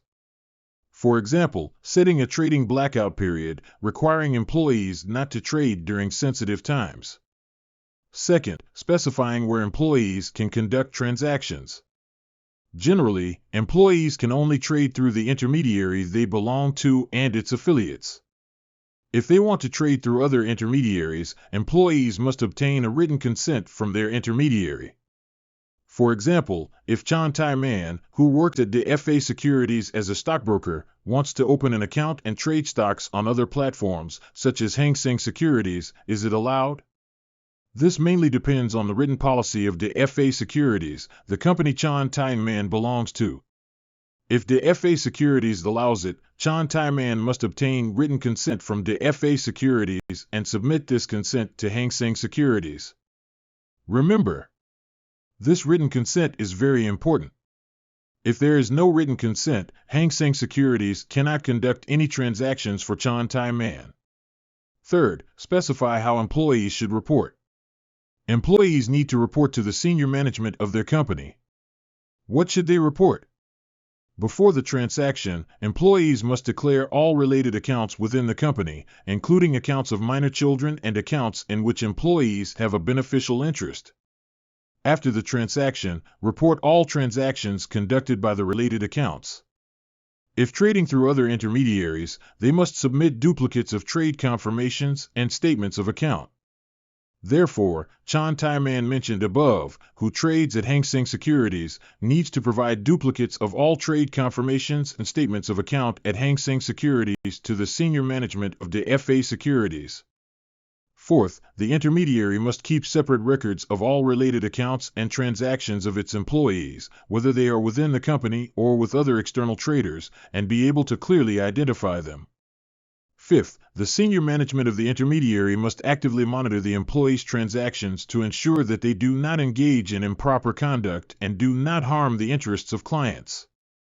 As we mentioned in Chapter 2, there is an agency relationship between the intermediary and its employees. This is a fiduciary relationship with commercial interests. Therefore, as the principal, the intermediary needs to be responsible for the acts or omissions of its employees or agents, including what they do or do not do when handling business. In other words, for any action or negligence within the scope of an employee's job responsibilities, the intermediary bears the corresponding responsibility. In addition, if the SFC, Securities and Futures Commission, or the HKMA, Hong Kong Monetary Authority, requires the employees of the intermediary to provide professional opinions and testimony as expert witnesses during investigations, arbitrations, or litigations, the intermediary must cooperate and cannot prohibit them from doing so. This can only be avoided for valid reasons, such as if the employee is personally involved in the case. The Code of Conduct stipulates that if the intermediary discovers any of the following situations, it must immediately report to the SFC, Securities and Futures Commission. 1. Material breaches or suspected material breaches by the intermediary or its employees or agents of any law including subsidiary legislation or rules, regulations, and codes administered or issued by the SFC or the rules of the exchanges and clearing houses, provisions of any other applicable regulatory authorities. In short, regardless of what kind of regulation, as long as it involves material breaches, it must be reported to the SFC. 2. Any insolvency situations affecting the intermediary itself, its substantial shareholders, or its directors. 3. Any disciplinary actions taken against it by regulators or other professional or trade bodies. 4. Any material problems with its business systems or equipment. For example, if the entire trading system experiences a serious malfunction, causing clients to be unable to trade normally. This is a very serious issue that requires immediate notification to the SFC, Securities and Futures Commission. 5. Any suspected material breach of market misconduct provisions under the SFO by the intermediary's client. 6. Any determination or settlement of a complaint with the FPRS, Administer Financial Dispute Resolution Scheme. The results should also be notified to the SFC. General Principle 8. Client Assets.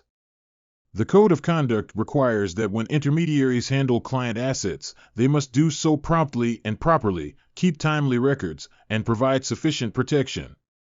Regarding the application of this principle, we have already provided a detailed introduction in Chapter 4 concerning the SFC, Securities and Futures Commission's subsidiary legislation, the Client Money Rules, and Client Securities Rules. We will not elaborate further here. General Principle 9. Responsibility of Senior Management. What responsibilities does the senior management of the intermediary have? The primary responsibility of the senior management of the intermediary is to ensure that the firm, i.e. the intermediary, is able to comply with the appropriate standards of conduct and proper procedures. In simple terms, this means maintaining the intermediary's compliance. Additionally, senior management must properly manage the risks associated with the business, including performing periodic evaluations of its risk management processes. Senior management also needs to understand and fulfill its regulatory responsibilities. How should the senior management fulfill their responsibilities? Senior management needs to understand the nature of the intermediary's business, internal control systems and procedures, risk management policies, as well as their own authority and responsibilities as senior management. Senior management should be able to timely access and review information related to the business. Obtain all necessary advice involving business and their own responsibilities. In summary, senior management should understand the operational status of relevant businesses, clarify their scope of responsibilities, and they have the right to access all information related to the business. However, if they are not able to properly fulfill their responsibilities, it may affect their fitness and properness as suitable candidates. All right? Who are considered senior management? Firstly, all the directors of the corporation, including shadow directors. Quick test: are shadow directors actually directors? We talked about this in Chapter 2. Shadow directors are not directors, but are individuals whom the majority of the board of directors is accustomed to following their instructions. However, both directors and shadow directors are part of the senior management of a licensed corporation. Secondly, individuals who are appointed as responsible officers of the corporation. Thirdly, individuals who undertake and are principally responsible for MICs, managers in charge of core functions. So what are MICs, managers in charge of core functions? MICs refers to individuals who are primarily responsible for managing at least one core function of a licensed corporation. There are 8 core functions, which are: First, overall management oversight, responsible for the effective management of the corporation's overall operations, providing daily guidance or supervision, which is the CEO that we often talk about, also the president, are engaged in this area. They would be involved in formulating the corporation's business model, overall objectives, strategies, etc. Second, key business line, responsible for guiding the business composed of regulated activities, for example, head of equity, head of corporate finance, chief rating analyst. These people are part of this category. Third, operational control and review, responsible for helping the corporation establish effective control systems and reviewing their effectiveness. Usually, this is done by the chief operating officer and head of internal audit. Fourth, risk management. When a licensed corporation is operating, there may be many risks. The company's chief risk officer would identify the corporation's risks, assess the impact brought by the risks, and monitor and report on the risk situation. Fifth, finance and accounting. Simply put, it's responsible for the company's financial position. Who would be in charge of the company's financial position?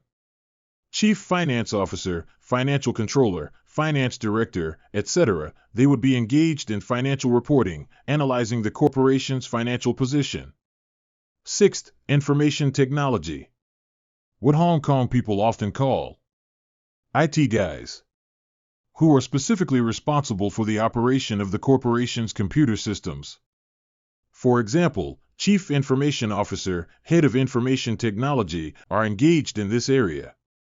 Seventh, compliance. Within a licensed corporation, there might be a head of legal and compliance. They set various policies and procedures for the licensed corporation, monitor compliance, and ensure that the licensed corporation does not violate rules. Eighth, anti-money laundering and counter-terrorist financing. The main focus is to prevent the corporation from being involved in illegal activities such as money laundering. Usually, this function is also overseen by the head of compliance. As long as you are responsible for one of the core functions, you are a MIC. If you are just an accounting clerk, helping the department head with calculations, are you a MIC? No, the department head is the MIC, and he is also part of the senior management of this licensed corporation. Like licensed staff, the appointment and changes of any MIC manager in charge of core functions in a company must be notified to the SFC, Securities and Futures Commission, and the SFC can exercise its discretion to decide whether the MIC is an appropriate candidate. What factors does the SFC usually consider? 1. Position. What MIC positions does this person hold within the licensed corporation? 2. Seniority. What qualifications does this person have, and do they have the ability to perform the work of a MIC? 3. Extent of authority. What authority does this person have, and are they able to make major decisions, allocate resources or expenses for the core function department, etc.? 4. Fitness and properness. Has this person's past behavior caused the licensed corporation to violate the SFC's codes and guidelines, etc.? Remember, the company itself also has the responsibility to ensure that its employees have the corresponding qualifications and meet the requirements of being fit and proper. Before appointing or making changes to any MIC manager in charge of core functions, the company must notify the SFC, Securities and Futures Commission, and once there are changes to the company's MIC, the company also needs to submit a new organizational chart to the SFC. What is a PI? Professional investor. In Topic 1. Participants and intermediaries in the Hong Kong financial market. We mentioned that PIs are considered individuals with extensive experience in investment and making investment decisions. They typically have a wealth of investment knowledge and experience, control substantial funds, and are willing to take on higher investment risks. PIs can be divided into three classes: institutional PIs, corporate PIs, and individual PIs. First category, institutional PIs. The identity of institutional PIs is defined by Schedule 1 of the SFO, Securities and Futures Ordinance. Simply put, institutional PIs are specific industries or companies, so they must be legal entities. What is a legal person? It is an organization or entity that is legally established and independently has rights and obligations. What do they include?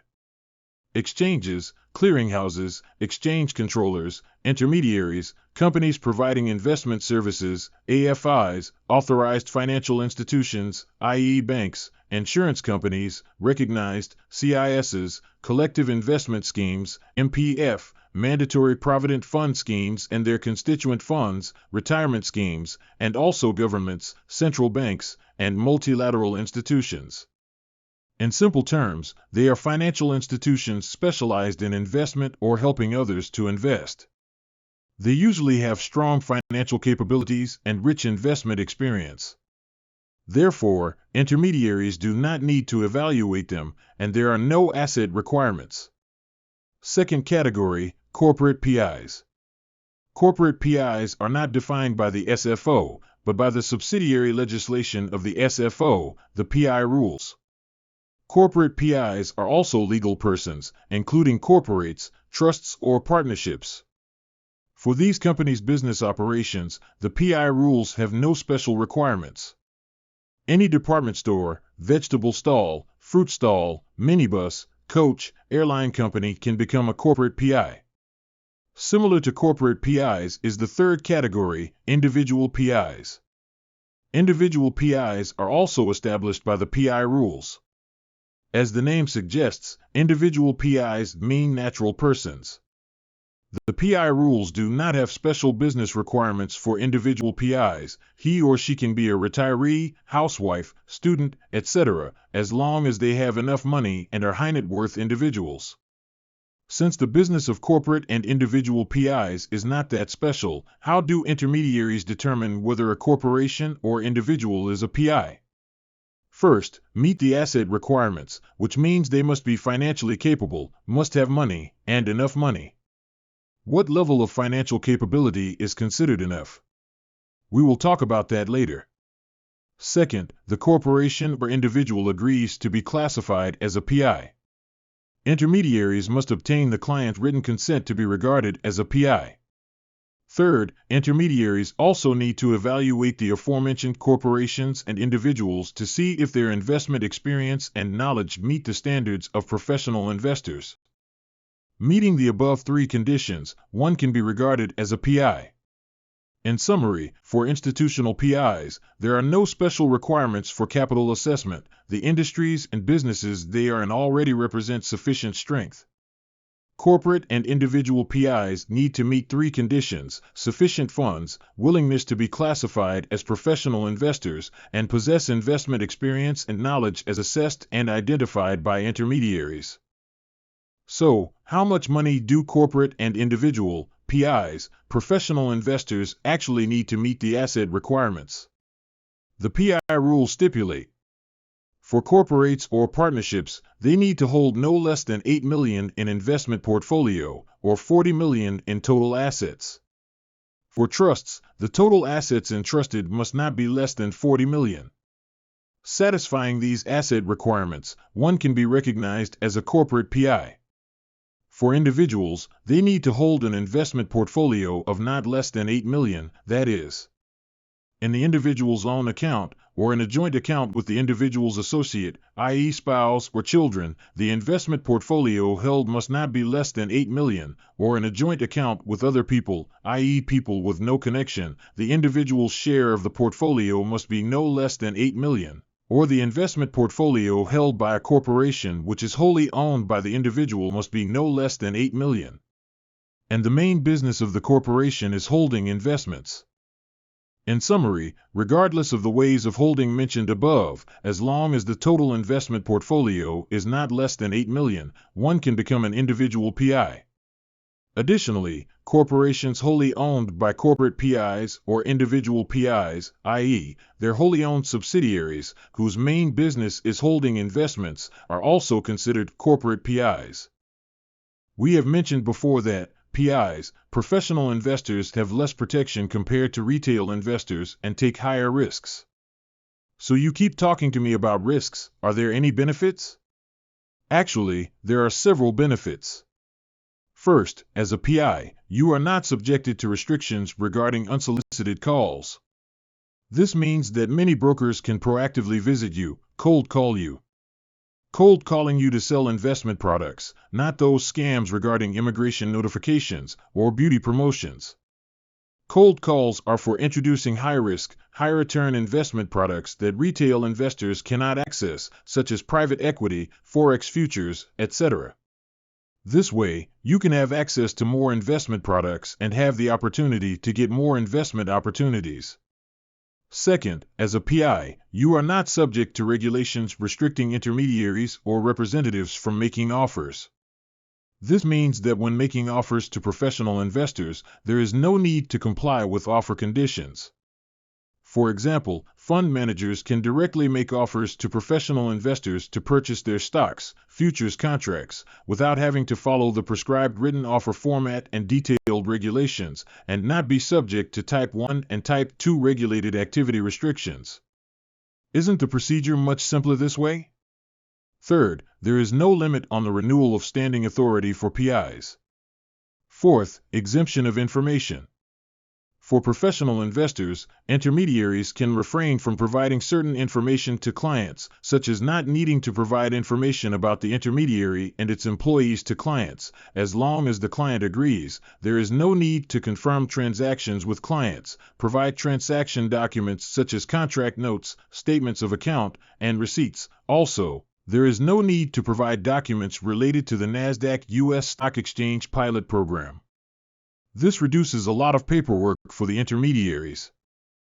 Just now we mentioned that for PIs, professional investors, intermediaries may not provide information about the intermediaries and their employees, trade confirmations, or information documents related to the NASDAQ U.S. Stock Exchange trial program.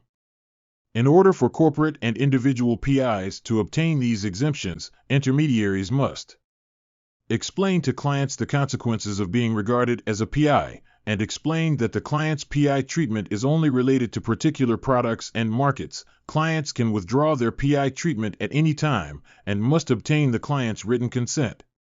Confirm the client's professional investor treatment annually and remind clients in writing of the risks and consequences of this treatment. Institutional PIs, professional investors usually have a large trading volume and transaction amount, and they also have professional capabilities with comprehensive internal management and monitoring systems. For institutional PIs, intermediaries have exemptions and don't need to provide as much information, such as 1. Information for clients, information about the intermediary and its employees, transaction confirmations sent to clients, such as contract notes, statements of account, and receipts, information related to the transaction, like whether the intermediary is independent, monetary and non-monetary gains, costs, and discounts, documentation on the NASDAQ MX pilot program. Ensuring suitability in complex product transactions, including sufficient information and warning statements about complex products. All these don't need to be provided. Information about clients. Before trading with clients, there is no need to understand the client's financial situation, investment experience, and objectives, as the situation of the client might be so complicated that you wouldn't have a clear picture even after several days or weeks. There is no need to ensure that suggestions or solicitations to the clients are suitable. As clients are experienced and can make their own decisions, there is also no need to assess the client's understanding of derivatives, as the client might be more experienced than you. Client agreement. There is no need to sign written client agreements, which means account opening documents, and no need to provide risk disclosure statements because institutional professional investors know what the consequences are. Discretionary accounts. There is no need to obtain written authority from clients before trading. Since there is no need for authorization, there is no need for annual confirmation, no need to disclose possible earnings. In summary, as institutional PIs are very important in the industry, in order to make transactions more efficient, when intermediaries are working for institutional PIs, they can omit many document and information requirements. Is it possible for corporate and individual PIs to also be exempted from providing so much information? Individual investors are not allowed to. If corporate PIs, professional investors can pass the intermediary's specialized assessment. They can enjoy the same information exemptions as institutional PIs. So, what needs to be assessed? When conducting assessments regarding products and markets for corporate PIs, intermediaries need to evaluate 1. Whether the corporation has an appropriate corporate structure, investment processes, and controls. This means looking at how the company makes investment decisions, how it executes them, and how it monitors the implementation of investments. 2. Whether the individuals responsible for making investment decisions have sufficient investment background and experience, such as whether they are familiar with the operating rules of the investment market, and whether they have successfully made similar investments in the past, the types of investment products, what investment products have been bought and sold, the amount of investment, the number of transactions, whether there is sufficient knowledge of investment products, etc. 3. Whether the corporation and the individuals making investment decisions have sufficient awareness of the risks involved. During the investment process, they will face different risks, such as market risk, credit risk, liquidity risk, etc. Only by fully understanding the risks can they be managed more effectively. Corporate professional investors that meet the above three conditions can obtain the same information exemptions as institutional PIs.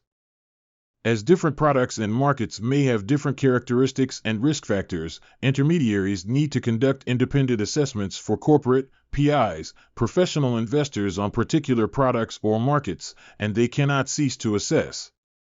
If the corporate PI has not conducted transactions on a particular product or market for more than 2 years, the intermediary also needs to conduct an additional assessment for them. Remember, the assessments mentioned above must be conducted in written form, and the intermediary has to make a written record and retain all relevant assessment documents. Regarding sponsors, we mentioned them in Chapter 4. Who are they? Sponsorship means providing legality and compliance guarantees for companies that are about to be listed. Sponsors are professional consultants who provide advice and guidelines to help companies meet the requirements for listing. The listing rules stipulate that listing applicants must appoint sponsors. The sponsors represent the listing applicants in communicating with the SEC, the Stock Exchange of Hong Kong, and then submit the listing application to the SEC. From here, it can be seen that sponsors play a very important role in the process of a company's listing. So, what are the Code of Conduct regulations for sponsors? 1. Provide advice and guidelines to listing applicants, i.e., companies preparing to be listed on the stock exchange. What kind of advice and suggestions?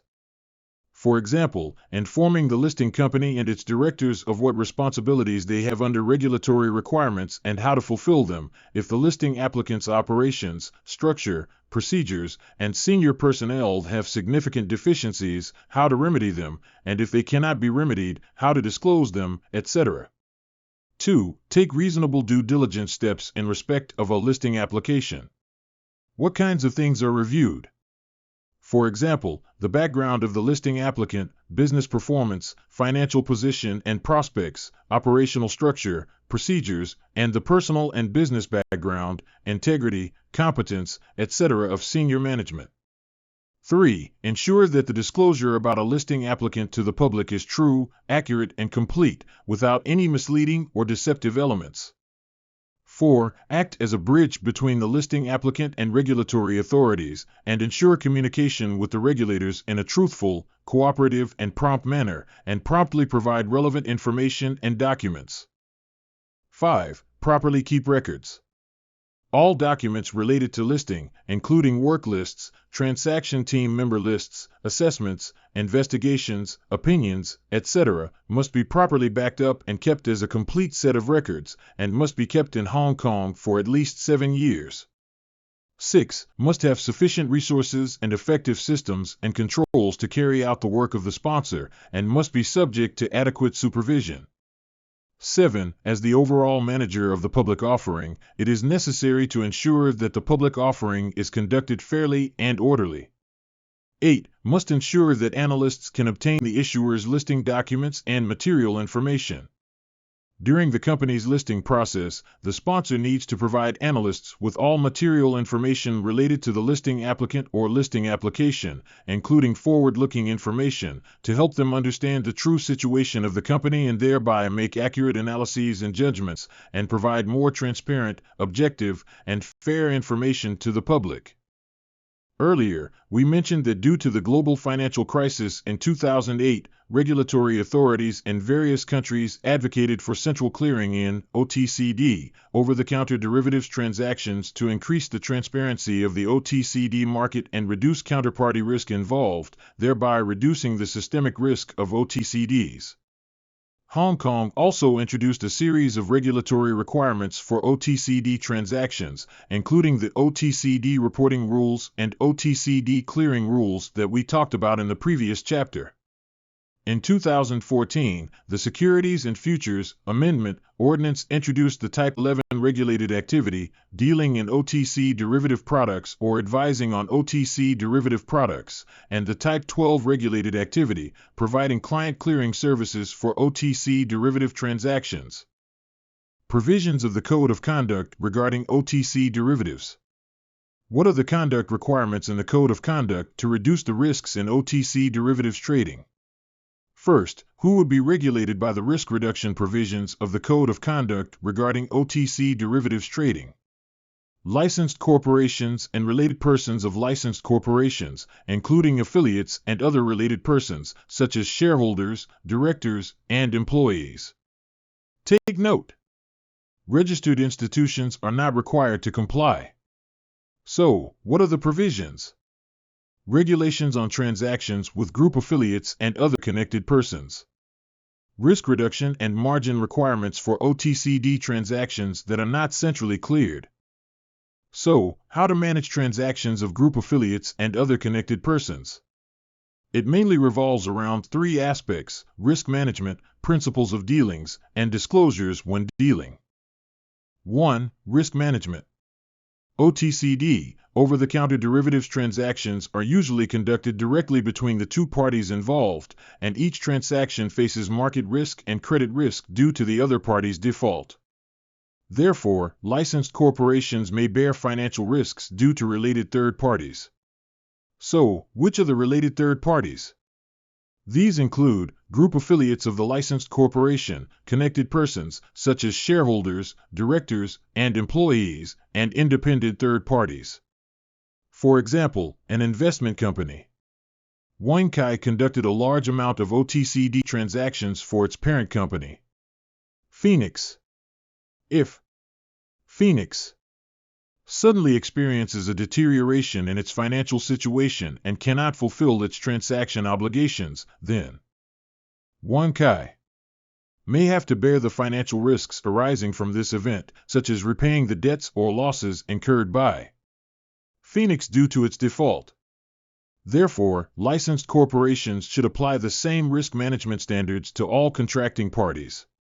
Whether it is internally or externally, treat all the same, and requirements should not be relaxed because the connected persons have a relationship with oneself, even if the licensed corporation may not need to bear the overall responsibility for risk management.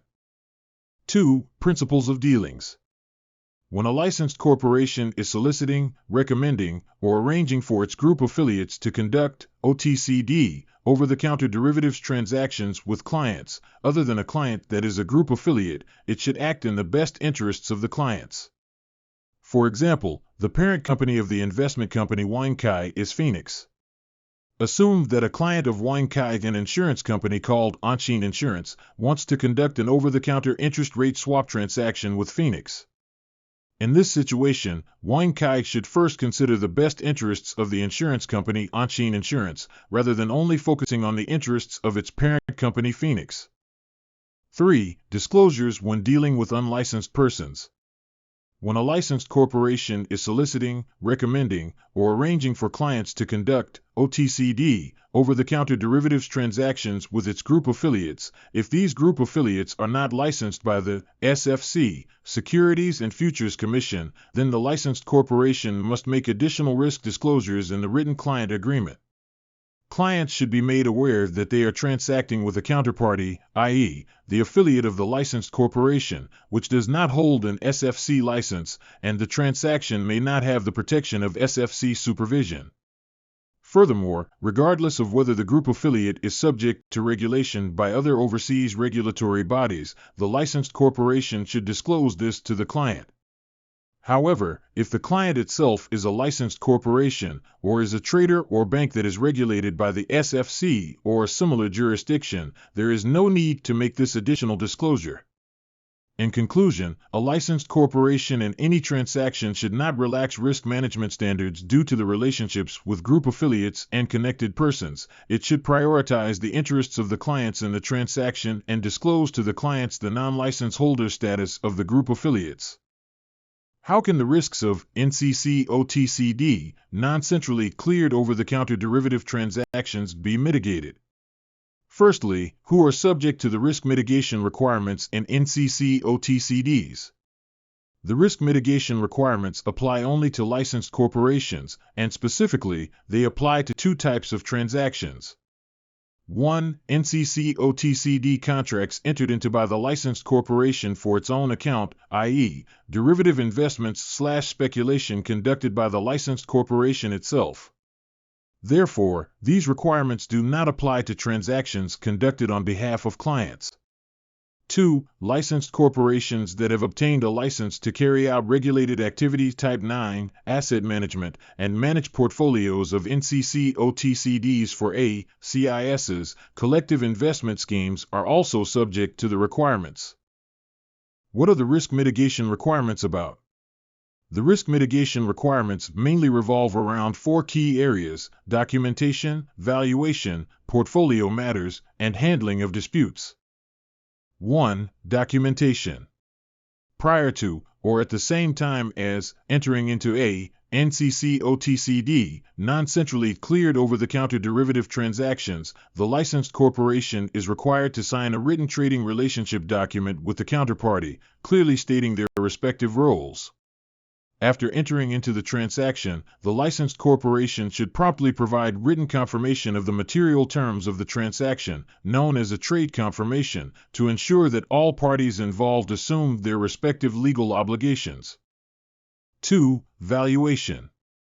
In NCC/OTCD, non-centrally cleared over-the-counter derivative transactions, the pricing of the traded products is not as transparent as the stocks and bonds on the SEC, the Stock Exchange of Hong Kong. It is like buying a concert ticket from a scalper. The selling price is not ascertainable. So, how to calculate and estimate its value? How to prove how much this derivative is worth? Licensed corporations need to negotiate with the counterparty on the method and procedure for valuation, and reflect this in the relationship agreement or the trade confirmation. At the same time, licensed corporations also need to consider market changes, whether it is rising or falling, and what impact this will have on the already negotiated valuation procedures. They must periodically review the valuation procedures and properly document them. 3. Portfolio matters. Portfolio matters mainly include portfolio reconciliation and portfolio compression. Portfolio reconciliation, as the valuation process may change, such as increased market volatility requiring more complex models for valuation, licensed corporations should ensure that material terms are exchanged and valuations are reconciled with counterparties on a regular basis. Portfolio compression. Licensed corporations need to establish risk policies and procedures, regularly assess the portfolio, and perform portfolio compression, i.e., reducing redundant or hedged transactions in the portfolio to lower market risk and credit risk, and improve investment efficiency. 4. Dispute resolution.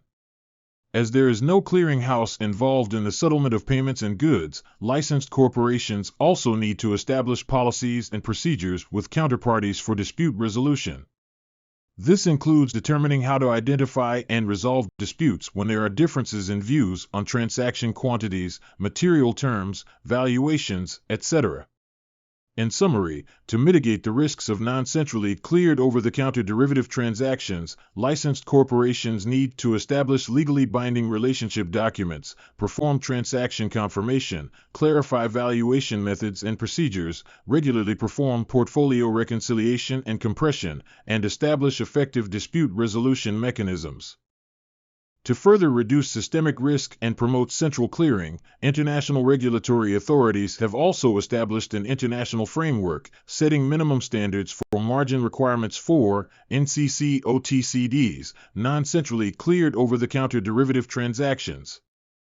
Therefore, the Code of Conduct also stipulates corresponding margin requirements, requiring licensed individuals to collect IM, initial margin, and VM, variation margin for NCC OTCDs, non-centrally cleared over-the-counter derivative transactions, in accordance with the regulations. This means that in OTCD transactions, both parties mutually provide and collect IM and VM, i.e. exchange collateral, which they use to protect themselves from the impact caused by the other party defaulting on its obligations. What is IM, initial margin? As the name suggests, before conducting a transaction, both parties provide money or collateral to each other in advance, based on the potential future losses they might incur. Initial margin can protect both parties so that even if the other party defaults, at least a portion of compensation can be recovered. What does this mean? It means that before the transaction begins, you and your trading counterpart must both put forward a sum of money or collateral. In this way, even if the other party defaults or does not have enough money to fulfill the contract, you still have something to fall back on, so you won't lose everything. What is VM, variation margin? In derivative transactions, the value of the contract usually fluctuates with changes in market prices. If the market price changes unfavorably for one party, the likelihood of this party defaulting increases. At this point, the party having the increased default risk needs to pay additional margin to the other party, increasing compensation in case of default. This is what is known as variation margin. What does this mean? Is it a bit unclear? No worries, let's take a simple example to explain. Suppose there are two friends, Chen Dan and Li Xiaoming. They want to go out to sea for fishing on Sunday. If it rains, they will not be able to go out to sea, so they make a bet on the weather for Sunday. Chen Dan says it will be sunny on Sunday, while Li Xiaoming says it will rain. The loser has to buy breakfast for the winner for an entire week. Chen Dan puts up dried fish and Li Xiaoming puts up canned beef as collateral, which is equivalent to the initial margin. On Saturday morning, they watch the weather forecast, which says there is a 70% chance that it will be sunny on Sunday. At this point, it seems very likely that Chen Dan will win, and the chances of Li Xiaoming losing also increase. So, they agree that Li Xiaoming has to put up an additional $10 as margin, which is equivalent to variation margin. These $10 are to protect Chen Dan. In case Li Xiaoming loses and bails out, Chen Dan can at least get $10 as compensation. In summary, the IM, initial margin, is used to deal with potential future risks that may arise, while VM, variation margin, is used to deal with risks that have already arisen due to changes in value. Both IM and VM are generally provided and collected mutually by both parties in OTCD, over-the-counter derivative transactions, i.e., exchanging collateral, and are used by both parties to protect themselves from the impact of the other party's default. Who does this NCC OTCD, non-centrally cleared over-the-counter derivative transaction margin requirement apply to? Speaking of margin requirements for NCC OTCD transactions, they naturally apply to participants involved in NCC OTCD transactions. Does it apply to all participants? No, it doesn't. The margin requirements for NCC OTCD transactions only apply to licensed corporations. Registered institutions are not required to comply. Moreover, it applies to licensed corporations as contracting parties, meaning when they enter into NCC OTCD contracts for themselves, and the counterparty is a covered entity, then they need to comply with these margin requirements. What is a covered entity? This term refers to financial counterparties, which means companies engaged in the financial sector, significant non-financial counterparties, or other entities designated by the SFC, Securities and Futures Commission, but it does not include sovereigns, central banks, public sector entities, multilateral development banks, and the Bank for International Settlements. These entities must also have an average aggregate notional amount of NCC/OTCD exceeding the relevant thresholds, which is a minimum amount, to be considered covered entities. So, are there minimum threshold requirements for licensed corporations? Yes, there are. This means that licensed corporations enter into contracts for themselves and conduct NCC/OTCD transactions with covered entities. Both parties must have an average aggregate notional amount of NCC/OTCD exceeding the specified minimum threshold in order to be subject to the initial and variation margin requirements. Does this mean that all NCC/OTCD non-centrally cleared over-the-counter derivative transactions must comply with the initial and variation margin requirements? No, that's not the case. Some categories of transactions, such as physically settled foreign exchange transactions, commodity forward transactions, and currency contracts, do not need to comply with the initial and variation margin requirements. In addition, NCC/OTCD transactions may have a situation where they have already complied with the margin requirements for centrally cleared OTCDs. So, why can they be exempted? Because for centrally cleared OTCDs, their margin requirements are usually higher. Since they have already complied with a margin requirement that is higher, there is no need to pay additional margin. Even if NCC/OTCD non-centrally cleared over-the-counter derivative transactions have already met all the requirements, that is, licensed corporations acting as contracting parties and trading with covered entities, both licensed corporations and covered entities meet the minimum threshold requirements, and the transactions being conducted are not NCC/OTCD transactions that belong to the previously excluded categories. However, there will still be some exceptional circumstances where margin requirements are not applicable. So, what are these exceptions? 1. If there are reasonable doubts about the enforceability of a netting agreement or collateral protection arrangements, that means, even if the other party has given you some money or items as collateral, but you still feel that in reality, it is not certain that you can actually get them in the end. In this situation, the contract is difficult to enforce, and the margin requirements become meaningless. 2. In relation to intragroup transactions accounted for, and risk is managed on a consolidated basis, meaning if the transaction is an internal transaction within the group and is conducted on an accounting basis, and the group also uses a consolidated basis to manage risk. In this situation, the risk of default disputes is not high, so there is no need to specifically comply with margin requirements. 3. Where the licensed person has notified the SFC, Securities and Futures Commission, it will perform substituted compliance. That means if a licensed corporation is trading with a counterparty in another jurisdiction and then complies with the margin requirements of that jurisdiction, i.e. counterparty margin requirements, and these margin requirements are recognized by the SFC, there is no need to comply again. 4. Where the counterparty is a significant non-financial counterparty that has declared its use of NCC/OTCDs is predominantly for hedging purposes, there is no need to exchange initial margin and variation margin. For example, a multinational company MAC needs to buy a large amount of foreign exchange in its daily operations to cover costs for its overseas suppliers. Due to the fluctuations in exchange rates, MAC faces exchange rate risks. To hedge this risk, MAC signs a foreign exchange swap contract with Bank Mountain, specifying a fixed exchange rate for a future date. This way, MAC can buy foreign exchange at a fixed rate for a certain period in the future.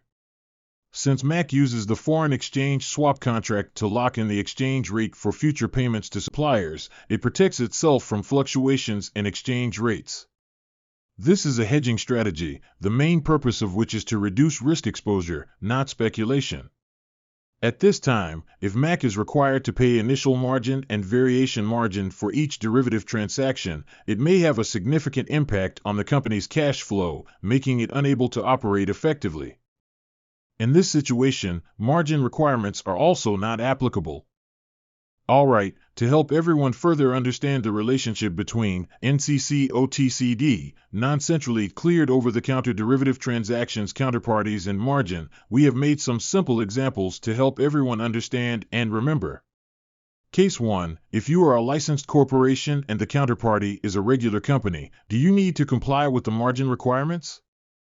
In this case, you don't need to. Margin requirements need to be complied with only when the transaction is between a licensed corporation and a covered entity.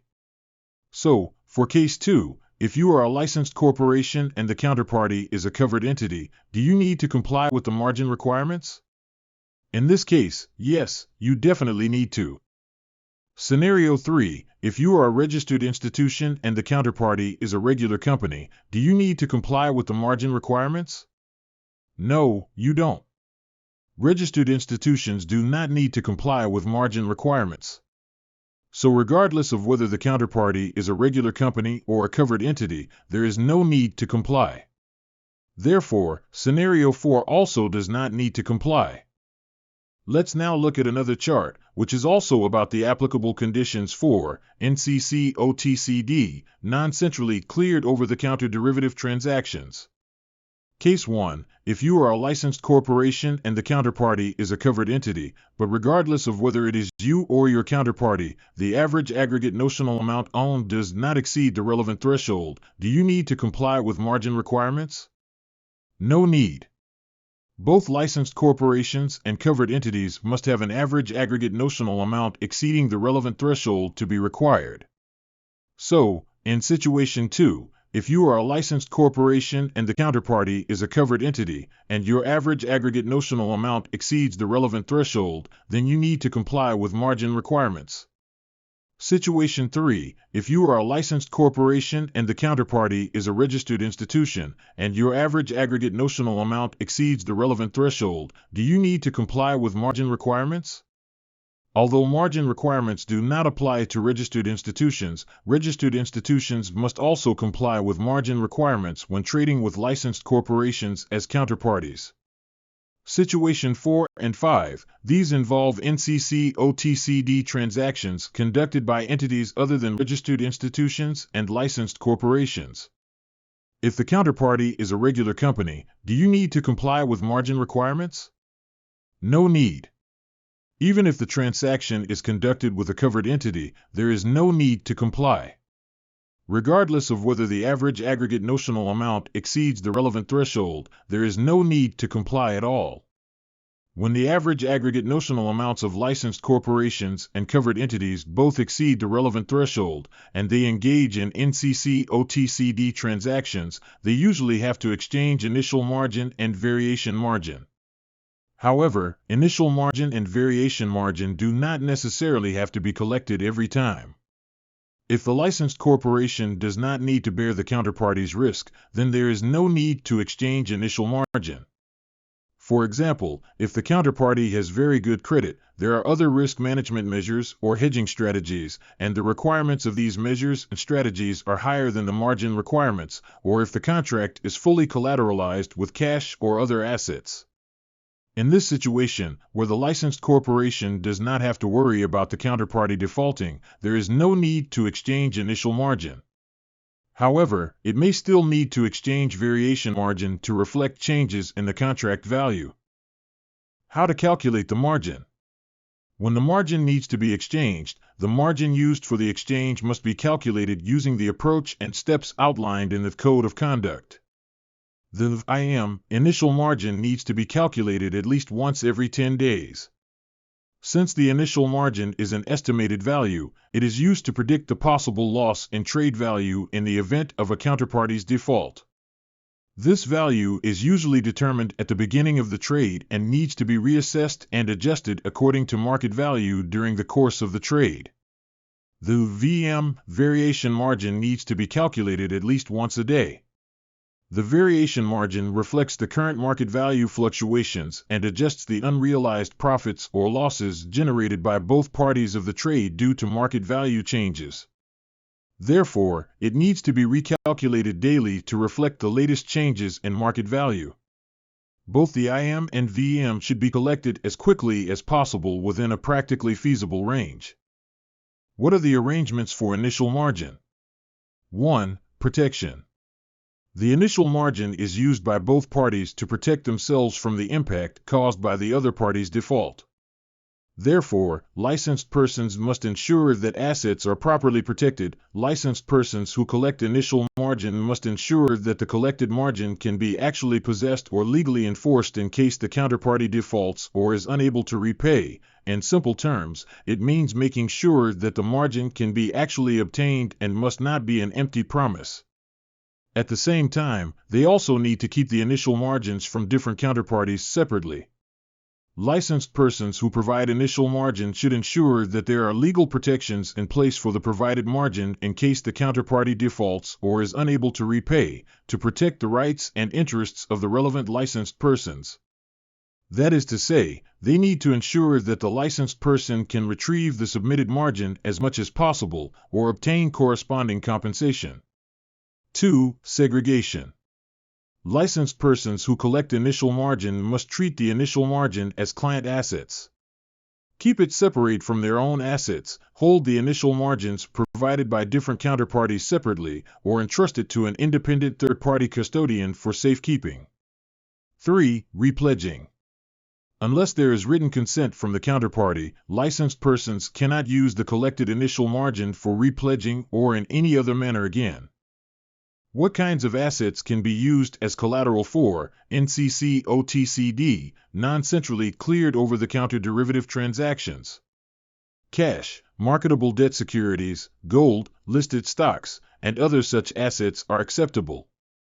Besides cash, other types of assets are subject to haircuts as set out in the Code of Conduct, depending on the category and credit rating. What kinds of assets cannot be used as collateral for FMCC OTCD? Mainly these are ineligible securities, including securities issued by a company in the same consolidated group as the licensed person, securities that exhibit significant correlation with the creditworthiness of the counterparty or the value of the relevant FMCC OTCD, and securities that are not associated with the credit quality of investment grade. Let's briefly introduce the Code of Conduct requirements for capital market intermediaries. Capital market intermediaries refer to those who help companies issue shares or debt securities and carry out book building. That is, they collect investor subscriptions for new securities to confirm the price and quantity to be issued, and they conduct securities distribution activities, acting as the intermediary to allocate securities to various investors. They can be a licensed or registered person. In the process of shares or debt securities issuance, capital market intermediaries play a crucial role. To ensure a fair and orderly issuance process for shares or debt securities, to protect the rights and interests of investors, and to maintain the integrity and stability of the market, the Code of Conduct stipulates the responsibilities and conduct standards that capital market intermediaries should meet. For example, the assessment of clients, sales procedures, submission of subscription instructions, and so on. This part won't be heavily questioned in the exam, it's sufficient to have a basic understanding of it. Okay, next, we will talk about the FMCC, Fund Manager Code of Conduct. First, let's talk about its scope of application. The FMCC only applies to a specific type of intermediaries, that is, those who engage in the discretionary management of CISs, collective investment schemes, or manage discretionary accounts in the form of an investment mandate or a predefined model portfolio. Do you still remember what a CIS is? It's about pooling funds from many investors together, as a whole, to be managed uniformly by the fund manager. It's like when we were in school, students in a class would pool money together as class funds, which would be managed by the class president. What about discretionary accounts? This is a kind of investment service provided by brokerages, investment management companies, or banks to fully manage the client's investment accounts and transactions. So, who can these accounts be managed for? It can be individual investors or certain institutions. The fund managers this code talks about operate discretionary accounts in the form of an investment mandate or a predefined model portfolio. We can also call them discretionary account managers. They can act on behalf of clients, making investment transactions on their own without prior approval from the account holder. Therefore, fund managers also need to be licensed or registered.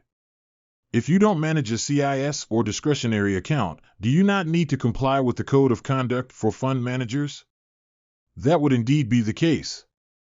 But if you manage a CIS scheme or a discretionary account, can you disregard the Code of Conduct and only comply with the FMCC?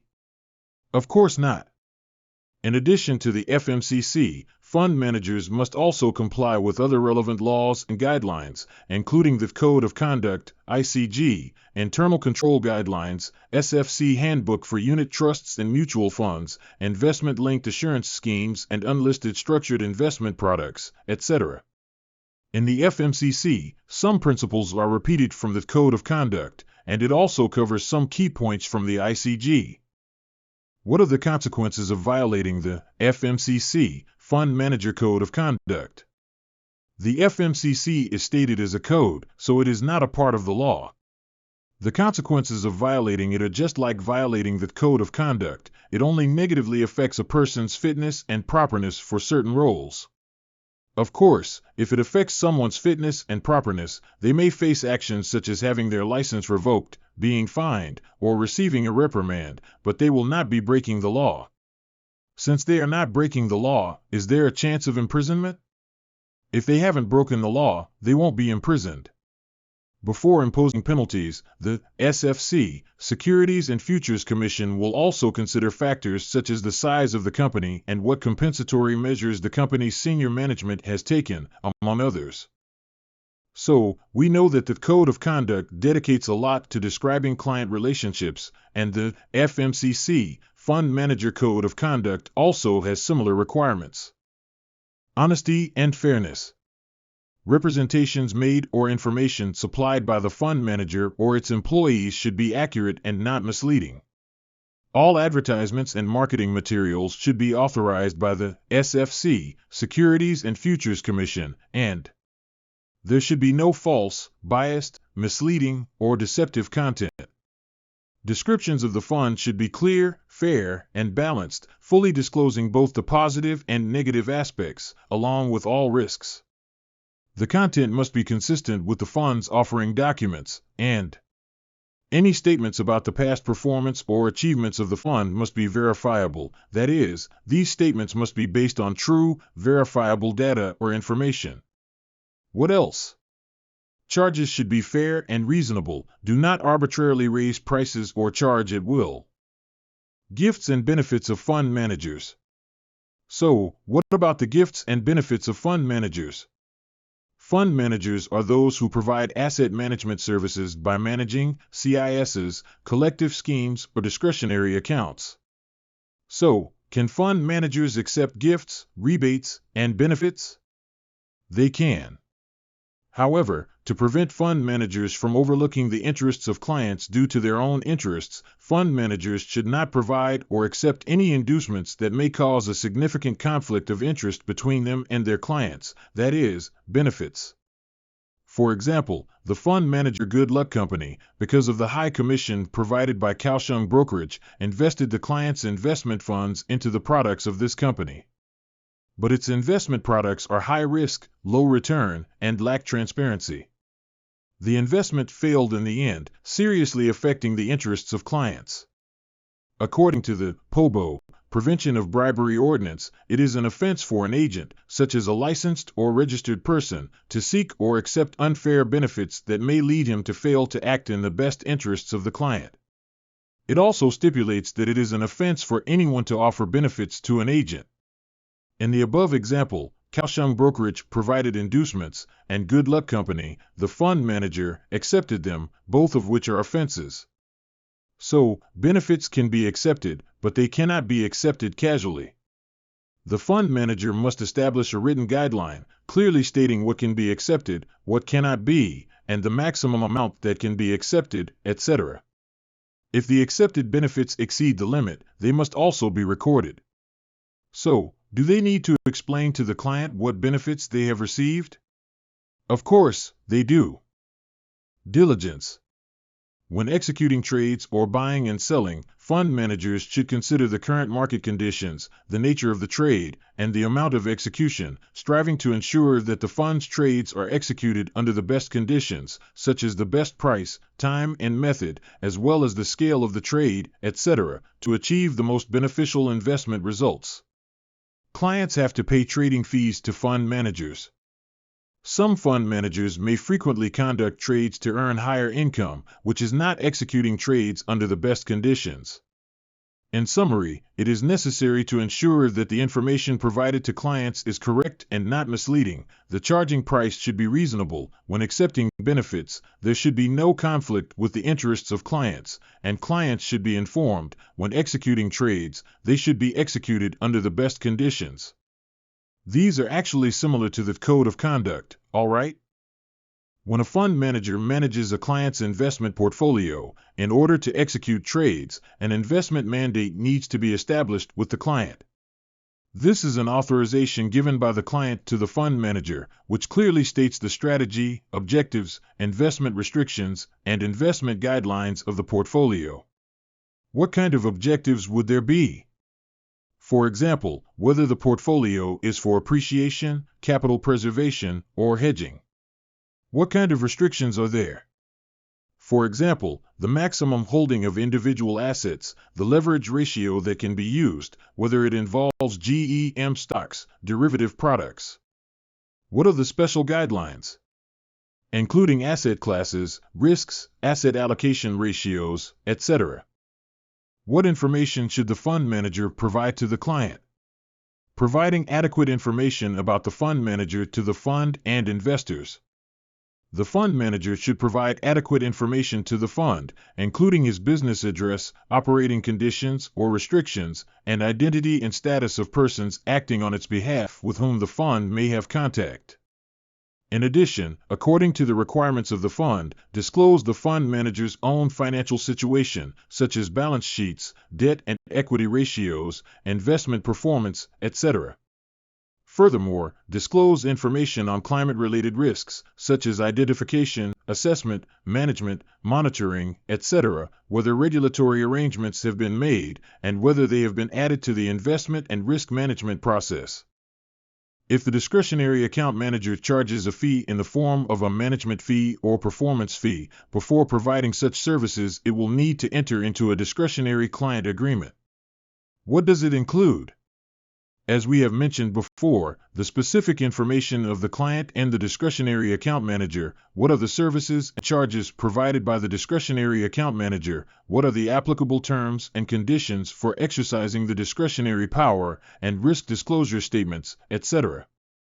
Remember, what we are talking about here is the fund manager of the managed discretionary account. So, for CISs, collective investment schemes, i.e., funds, does the fund manager need to sign a client agreement with the client? Fund managers usually manage CISs on a discretionary basis. When buying a fund, the fund already exists and the fund manager managing the fund has been determined.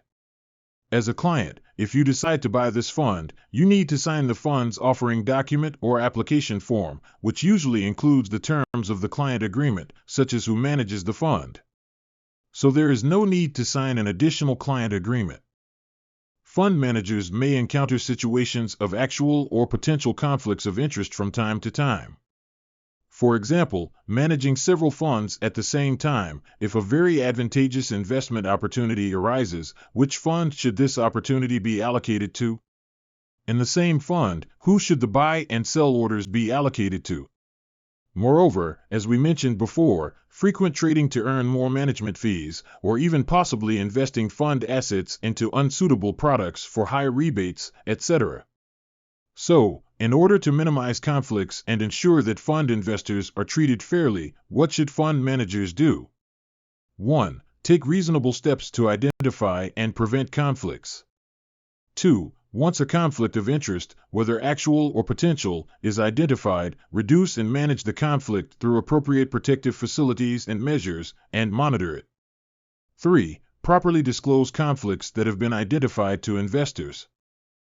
What specifically needs to be done? Firstly, the client should be given priority. In the process of trading, the fund manager should conduct all trades in accordance with the principles of fairness, best interest, and good faith. So what needs to be ensured? 1. Execute client orders under the best conditions. 2. Do not trade using confidential price-sensitive information, especially insider trading, market manipulation, etc. So what needs to be done? That is, 3. Protect information related to the fund or fund investors and do not disclose it. 4. Fairly allocate all client orders. If participating in an initial public offering event, do not favor certain clients in the allocation process. Even if the client is a celebrity, they should not be given special treatment. The allocation criteria before trading and the actual allocation situation after trading should be recorded in writing. 5. Do not trade excessively on behalf of a client for the sake of making money. Second, rebates, soft dollars, and connected transactions. As we have mentioned before, fund managers can receive commissions, but they cannot receive them arbitrarily. A written guideline must be established, clearly stating what can be received, what cannot be, and the maximum amount that can be received, etc. They also need to disclose to clients what benefits they have received. So, what else is there? Remember, fund managers should not conduct transactions with connected persons on behalf of the fund, okay? Unless the transactions are carried out at arm's length, on best execution terms, and the commission is reasonable, not particularly high. If there are borrowing funds or depositing funds with connected persons, they should be calculated at market standard interest rates. In short, unless conditions are met, certain transactions with connected persons should not be conducted. So what other potential conflicts of interest should be avoided? Do fund managers only have one client, i.e., fund investors? Not necessarily. As we've mentioned before, fund managers can manage more than one fund. So what are cross trades? Cross trades are when fund managers conduct transactions directly between two or more funds they manage, or between clients. For example, if fund manager Mr. Gao manages both Fund A and Fund B, and Fund A holds a large amount of Kaohsiung stocks and wants to sell them, while Fund B has a lot of clients who want to buy, then Mr. Gao can directly sell the Kaohsiung stocks from Fund A to Fund B. This is called cross trades. In some cases, cross-trading may be beneficial to the fund as it can save on transaction costs, such as broker commissions, and improve transaction efficiency. However, cross-trading can also lead to conflicts of interest, such as if the fund manager favors a certain fund and the price is unfair, it can harm the interests of some fund investors. So, can cross-trades be done? Yes, but the following cross-trades regulations must be followed.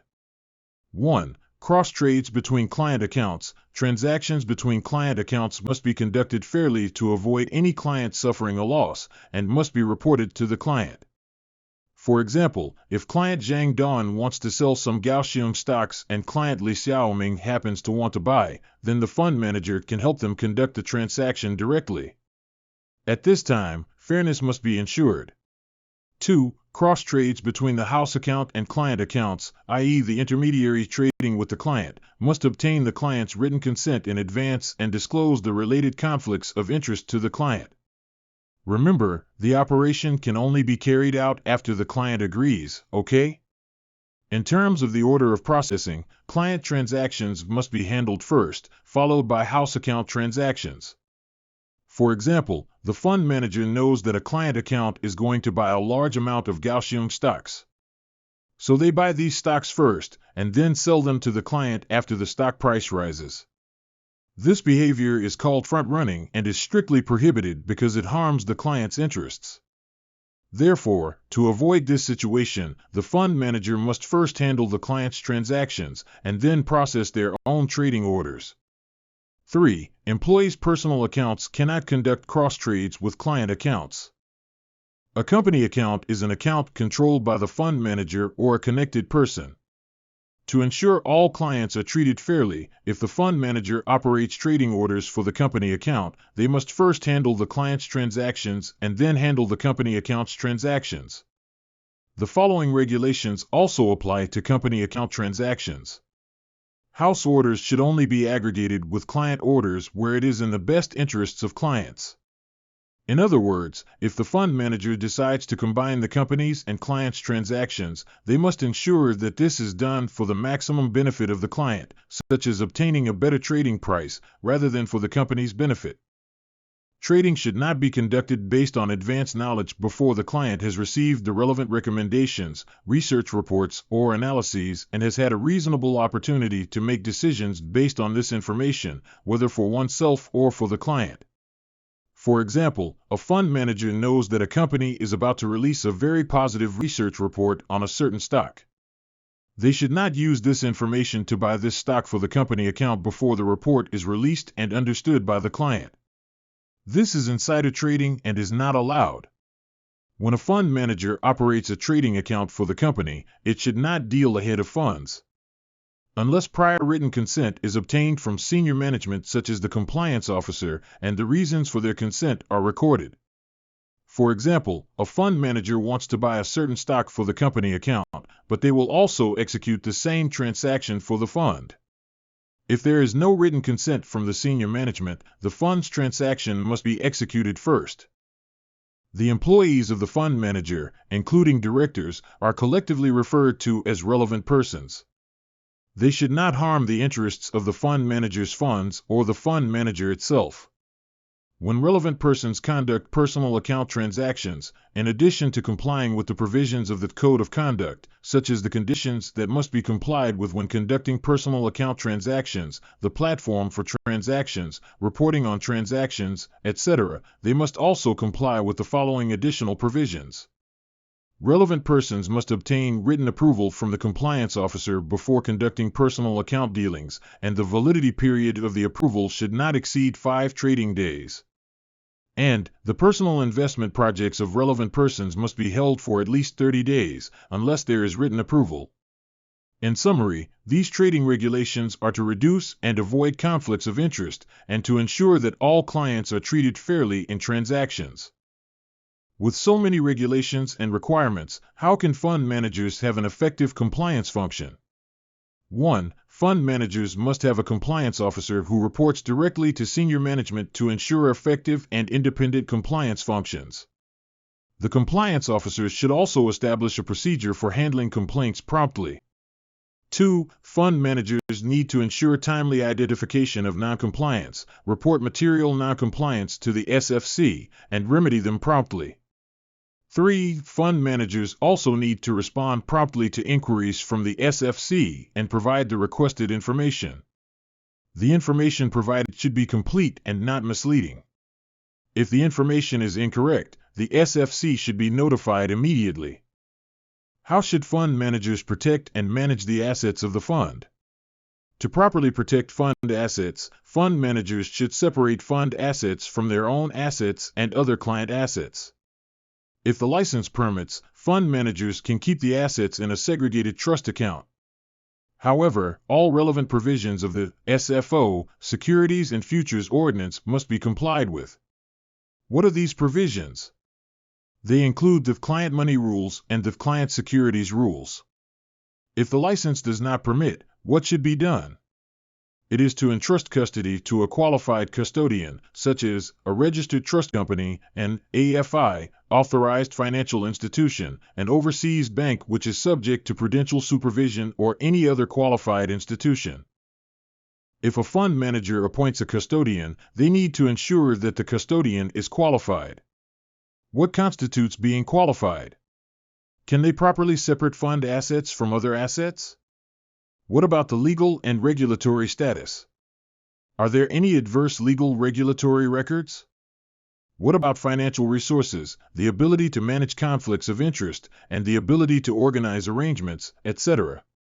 In addition, fund managers need to establish a formal custody agreement that specifies the scope of responsibility and liability of the custodian. Moreover, fund managers also need to monitor the custodian. For any material risks and significant changes involved in the custody arrangement, the fund manager also needs to disclose to the fund investors. What are the responsibilities of senior management? The responsibilities of the senior management of the fund manager are similar to those of the Code of Conduct. Do you remember what they are? The first thing is to ensure that the fund manager operates in compliance. They also need to properly manage the risks related to the business. Senior management also needs to understand the business and the extent of their own authority and responsibilities, and comply with regulatory requirements. Remember, the senior management of the fund manager needs to ensure that the performance of the fund manager in managing the fund is reviewed at least once a year. We have already introduced the Type 6 regulated activity advising on corporate finance in Chapter 4. Do you still remember what it is? Similar to sponsors, corporate finance advisors provide advice on corporate finance activities such as company listing, acquisitions, mergers, share buybacks, etc., and must be licensed or registered. They need to comply with the listing rules, takeovers code, share buyback code, collectively known as the 3 codes, as well as relevant laws, codes, rules, or guidelines. The Corporate Finance Advisor Code of Conduct is a supplement to these laws, codes, rules, or guidelines, mainly used to measure whether corporate finance advisors are fit and proper persons. What would be the impact of breaching the Corporate Finance Advisor Code of Conduct? Similar to breaching the Code of Conduct, breaching the Code of Conduct for corporate finance advisors mainly has a negative impact on the fit and proper person qualification, but it is not illegal. Since it's not illegal, you won't go to jail. So, what are the requirements of the Corporate Finance Advisor Code of Conduct? For the business conduct of corporate finance advisors? Corporate finance advisors themselves, their directors and representatives must be licensed or registered before they can engage in the Type 6 regulated activity. Corporate finance advisors also need sufficient financial, human, and technical resources to ensure business operations and manage risks. They also need to hire a designated compliance officer who reports directly to senior management to maintain an effective compliance function. In addition to being licensed, having sufficient resources, and compliance, corporate finance advisors also need to be competent to do this job. So, what are the competence requirements? Corporate finance advisors need to be honest, have a good repute and character, and be able to maintain a high standard of integrity and fair dealing. So, when a corporate finance advisor helps a client to go public, or assists a client in mergers and acquisitions, wouldn't there be many conflicts of interest? Yes, there would be. Should they prevent conflicts of interest? Of course, they should. Corporate finance advisors should adopt reasonable procedures to prevent conflicts of interest and avoid treating clients unfairly. What should they do when facing conflicts of interest? They should disclose it to the client. They should explain it clearly to the client. If the client agrees to what you are doing, the conflict of interest can be resolved, and that's okay. However, if you still feel that the conflict of interest cannot be resolved, you should not accept the client's appointment or you should resign. All right?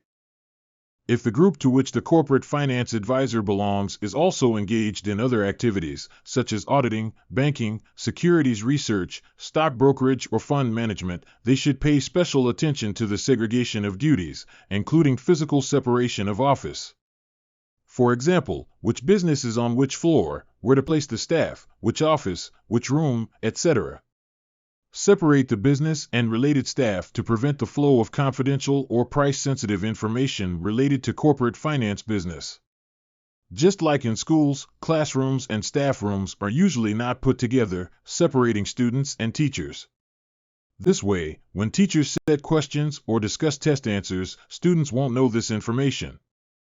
If a corporate finance advisor also acts as a sponsor, they must comply with all the provisions applicable to sponsors in the listing rules, and ensure that they provide fair and impartial advice to their clients. Should corporate finance advisors accept gifts and benefits? Before disclosing to the client, they should try not to, they should not accept, and they should not provide any inducements related to the client's business. So, can they accept it after disclosure? Yes, they can. But they must establish a written policy. Just like the Fund Manager Code of Conduct, it clearly states how to handle gifts, benefits, and benefit limits given by clients, i.e., how much they can accept at most, which benefits exceed the limit, their value, and under what circumstances they are provided or received. To avoid conflicts of interest, what should corporate finance advisors do? They should adopt reasonable procedures to prevent conflicts of interest and avoid treating clients unfairly. From the client's perspective, conflicts should be disclosed to the client and conflicts of interest should be resolved. If they cannot be resolved, they should resign. If there are other businesses within the company, they should have a good segregation of duties to prevent the leakage of confidential information. The provision or receipt of benefits must be disclosed to the client. A written policy must be established for what can be received, what cannot be received, and how much benefit can be received. So, what are the requirements of the Corporate Finance Advisor Code of Conduct? For the work standards of corporate finance advisors, corporate finance advisors must first act with due skill, act with care and diligence, and observe proper standards of market conduct. Moreover, record the terms of its engagement in writing with the client. When corporate finance advisors help clients raise funds, they must also ensure that the information and representations provided by the client for incorporation in a public document are accurate, complete, and not misleading. If corporate finance advisors need to engage experts or other professionals, they should assess the relevant expert's experience and professional knowledge. If corporate finance advisors act as financial advisors to listing applicants, they must fully cooperate with the sponsors and must not interfere with the sponsors' performance of their duties. So, do corporate finance advisors have any special duties? Yes. They must act in the best interests of their clients, understand their clients' businesses, and obtain relevant information from their clients, i.e., perform KYC, know your client work. Ensure that clients understand the relevant regulatory requirements. If a client has any non-compliant or improper behavior, the corporate finance advisor must report to the regulatory authorities. If the client is non-compliant and does not report, they should consider the need to cease to act for the client. If the regulatory authorities conduct an investigation, the corporate finance advisor must fully cooperate with the regulatory authorities. The information provided by corporate finance advisors to their clients must be comprehensive and timely, as well as accurate and not misleading. They must fully disclose relevant important information so that clients can make informed decisions. They must also protect clients' information to ensure it does not leak. Like fund managers, to avoid conflicts of interest, employees and directors of corporate finance advisors have dealing restrictions. Why? Because they provide corporate finance advice and have access to a lot of confidential and inside information. So, what dealing restrictions do employees have? They must comply with the provisions of the Code of Conduct. For example, when conducting personal account transactions, they must comply with specific conditions, use specific trading platforms, and conduct transaction reporting, etc. A responsible compliance officer must be appointed to monitor all personal account transactions. Corporate finance advisors must also have a monitoring system, which includes a watch list and a restricted list. If an employee is on the watch list or the restricted list, such as an employee who is preparing for listing, they should not trade to avoid conflicts of interest and the occurrence of improper trading practices, all right? In addition, there is a category of people called persons providing credit rating services, such as Moody's and Standard & Poor's. Credit rating is a primary reference tool for investors to assess the safety of an investment. Credit rating agencies give a credit rating to businesses and financial institutions to facilitate their borrowing and debt issuance. So, Type 10 regulated activity is providing credit rating services. As a supplement to the Code of Conduct, the Code of Conduct for persons providing credit rating services is for these intermediaries to follow. To improve the quality of credit ratings, investors need to understand the meaning, procedures, methodologies, and assumptions of credit ratings to enhance the usefulness of credit ratings to investors. So, does this Code of Conduct for persons providing credit rating services have the force of law? No. What problems will there be if it is violated? Violating this code is not illegal, but it will affect the fit and proper qualifications, and there is a chance of license suspension, fines, public reprimand, but there will be no imprisonment. How should a credit rating agency rate? What is the method? First, the credit rating agency must have the ability and sufficient resources. Second, there must be a written procedure that clearly explains the criteria and methods for rating. So how should it be done? Objective, rigorous, systematic, verifiable based on historical experience. Third, if there are changes in the rating method, model, or main assumptions, that is, a certain rating method was used before, but now a new method is to be used, then before making any changes, it should be fully disclosed to the public. Moreover, the application of the new method must be consistent. This means that the new method should be applied to the both initial and subsequent ratings. Fourth, at least once a year, a formal review of the rating methodologies and model, and any significant changes, should be conducted. Record the review results in writing, and then hand a copy back to the SFC, Securities and Futures Commission, all right? So a company has asked me for a credit rating. After issuing the credit rating, do I still need to monitor this company? Remember, after issuing the credit rating, you still need to continue monitoring it and update the rating when necessary. Also, at least once a year, adjustments should be made to the creditworthiness of the rating target. Before issuing or modifying a rating, you must notify the client, that is, the target of the rating. Let the client know that their rating will be raised or lowered. At the same time, explain to the client what the main considerations for adjusting the rating are, so they have the opportunity to clarify misunderstandings and correct the issued rating. All right? Should persons providing credit rating services be independent? Remember, this is very important. It's a key point for the exam. As we just discussed, credit ratings are a major reference tool for investors to assess the safety of an investment, and investors rely heavily on credit ratings.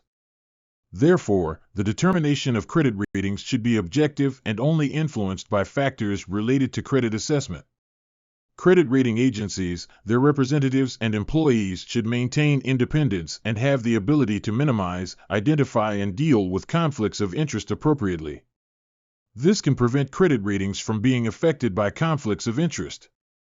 What are the independence requirements for representatives of credit rating agencies? When representatives are conducting rating activities, the person they report to, i.e., their direct superior, should be independent of the client, i.e., the company being rated. In other words, their superiors should not be influenced by the client. Representatives who have a vested interest with the client, such as spouses, parents, children, siblings, etc., should not participate in the rating.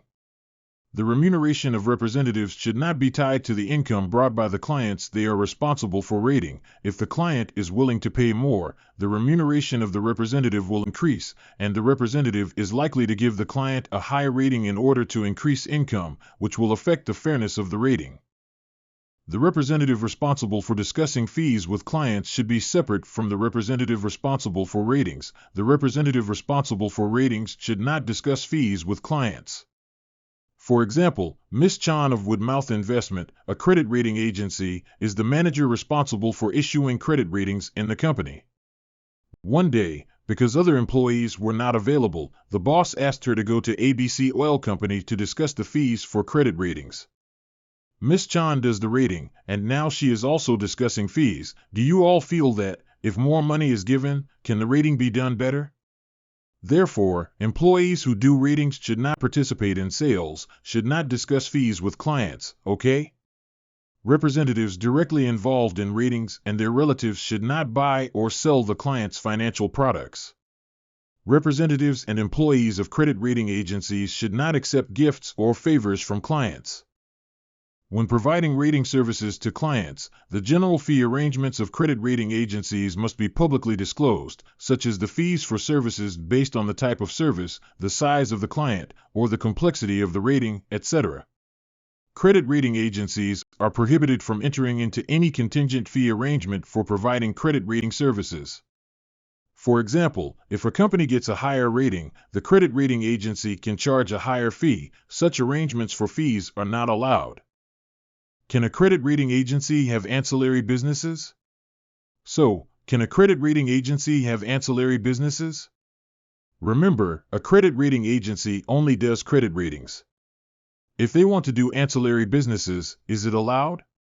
Yes. But ancillary businesses cannot involve consulting or advisory services related to the corporate, legal structure, assets, liabilities, or activities of that rated entity or related party. Can they sell soda? Yes. Can they sell books? Yes. But they should not provide consulting or advisory services related to legal structure, assets, and liabilities. So, if persons providing credit rating services discover conflicts of interest in ancillary businesses or remuneration arrangements, what should they do? They should disclose to clients and the public as soon as possible, and it must be fully and publicly disclosed. Finally, credit rating agencies must prepare their own code of conduct, i.e. house code. They must also disclose these to the public and indicate how it will be enforced in practice. Like other intermediaries, credit rating agencies must have a dedicated compliance officer to ensure that the credit rating agency and its employees are compliant. We have already introduced OFCs, open-ended fund companies, in chapters 3 and 4. Do you still remember? We mentioned that investment funds in Hong Kong could only be established as unit trusts in the past. In 2018, the SFO, Securities and Futures Ordinance, introduced a new fund structure called an OFC, allowing investment funds to be established in Hong Kong in a corporate form, becoming company-type funds with limited liability and variable capital. Generally, companies are established for business purposes, but OFCs are different. They mainly serve as an investment vehicle, managing investments for the benefit of shareholders, and are a type of CIS, collective investment scheme. What are the benefits of this type of OFC? They can be exempt from profits tax, can flexibly accept applications and redemptions, and changes in share capital do not require shareholders' resolution. In addition to the SFO, Securities and Futures Ordinance, what other laws and codes regulate OFCs, open-ended fund companies? First, the Securities and Futures, open-ended fund companies, rules, also known as the OFC rules, is a subsidiary legislation. This subsidiary legislation stipulates how to establish and operate OFCs, what the requirements for reporting and corporate governance are, what powers the SFC, Securities and Futures Commission has, etc. We have already introduced this content in Chapter 4. Second, the Code on Open-Ended Fund Companies, which is a code established by the SFC, is not a law. Alright, let's move on to discuss the regulatory scope of the Code on Open-Ended Fund Companies. First of all, it applies to all OFCs, open-ended fund companies. OFCs can be divided into two types. One type is open to the public and can be sold to the public. Public OFCs must be authorized by the SFC, Securities and Futures Commission. The other type is private OFCs. These companies cannot be sold to the public and can only be sold to certain special investors, such as professional investors. Private OFCs do not need to be authorized by the SFC. So, who does this Code on Open-Ended Fund Companies mainly regulate? It regulates the key operators of public and private OFCs, i.e. directors, investment managers, and custodians, specifying the powers and responsibilities of different individuals. Although violating the Code on Open-Ended Fund Companies is not illegal and will not lead to prosecution, the SFC, Securities and Futures Commission, may reconsider 1. Whether the company or the licensed person meets the fit and proper criteria, which may lead to disciplinary action. 2. Whether the open-ended fund company should be registered or continue to be registered. Therefore, for the company, the worst outcome could be deregistration and fines. For the key operators, the worst outcome of violating the code could be withdrawal of license and fines. What are the regulations in the Code on Open-Ended Fund Companies that apply to all OFCs, open-ended fund companies? All OFCs must comply with 7 general principles. 1. Act honestly, fairly, and professionally. The key operators of OFCs must operate their business with honesty, fairness, and professionalism. They must respect the rights of clients, i.e. investors, avoid any fraudulent or misleading behavior, and possess the necessary professional knowledge. 2. Diligence. The key operators of OFCs shall act with due skill, care, and diligence, not only in daily business operations, but also when selecting, appointing, and monitoring employees to ensure compliance and quality of work. In other words, they need to manage their subordinates well. 3. Property shall be properly protected. To ensure the safety of assets and prevent them from being improperly used or abused, the scheme property of OFCs, i.e., the company's assets, must be entrusted to an independent custodian, such as a trust company. Independence means independent of the investment manager and independent of the directors of the OFC. 4. Avoid and manage conflicts of interest. The key operators of OFCs should try to avoid and reduce conflicts of interest. If conflicts are unavoidable, appropriate disclosure must be made to investors. 5. When disclosing, disclosures should be made in a timely manner and be clear, concise, effective, and kept up to date.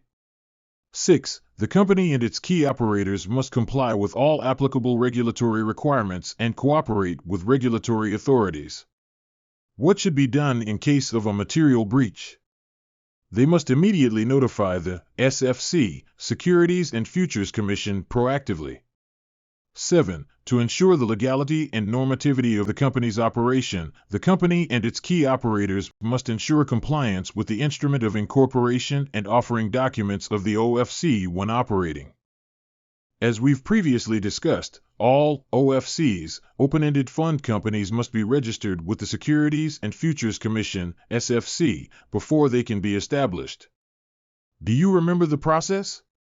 First, a detailed application and fee must be submitted to the SFC. This includes the name of the OFC, the address of the registered office, and the identities of the directors, investment managers, and custodians. After receiving the information, the SFC will consider whether to accept the registration based on the submitted materials. If accepted, all documents and fees will be handed over to the company's registry for registration and establishment. The Code on Open-Ended Fund Companies supplements the regulations for the registration application of open-ended fund companies. 1. The registration application must be submitted to the SFC in a specified form. In other words, the registration application submitted to the SFC must follow the official format stipulated by the SFC. 2. The naming requirements for open-ended fund companies, including: the name cannot be misleading. The name of the OFC should accurately reflect the nature of the company's business. If the name does not match the investment objectives or other features of the OFC, it will be considered misleading and will not be accepted by the SFC.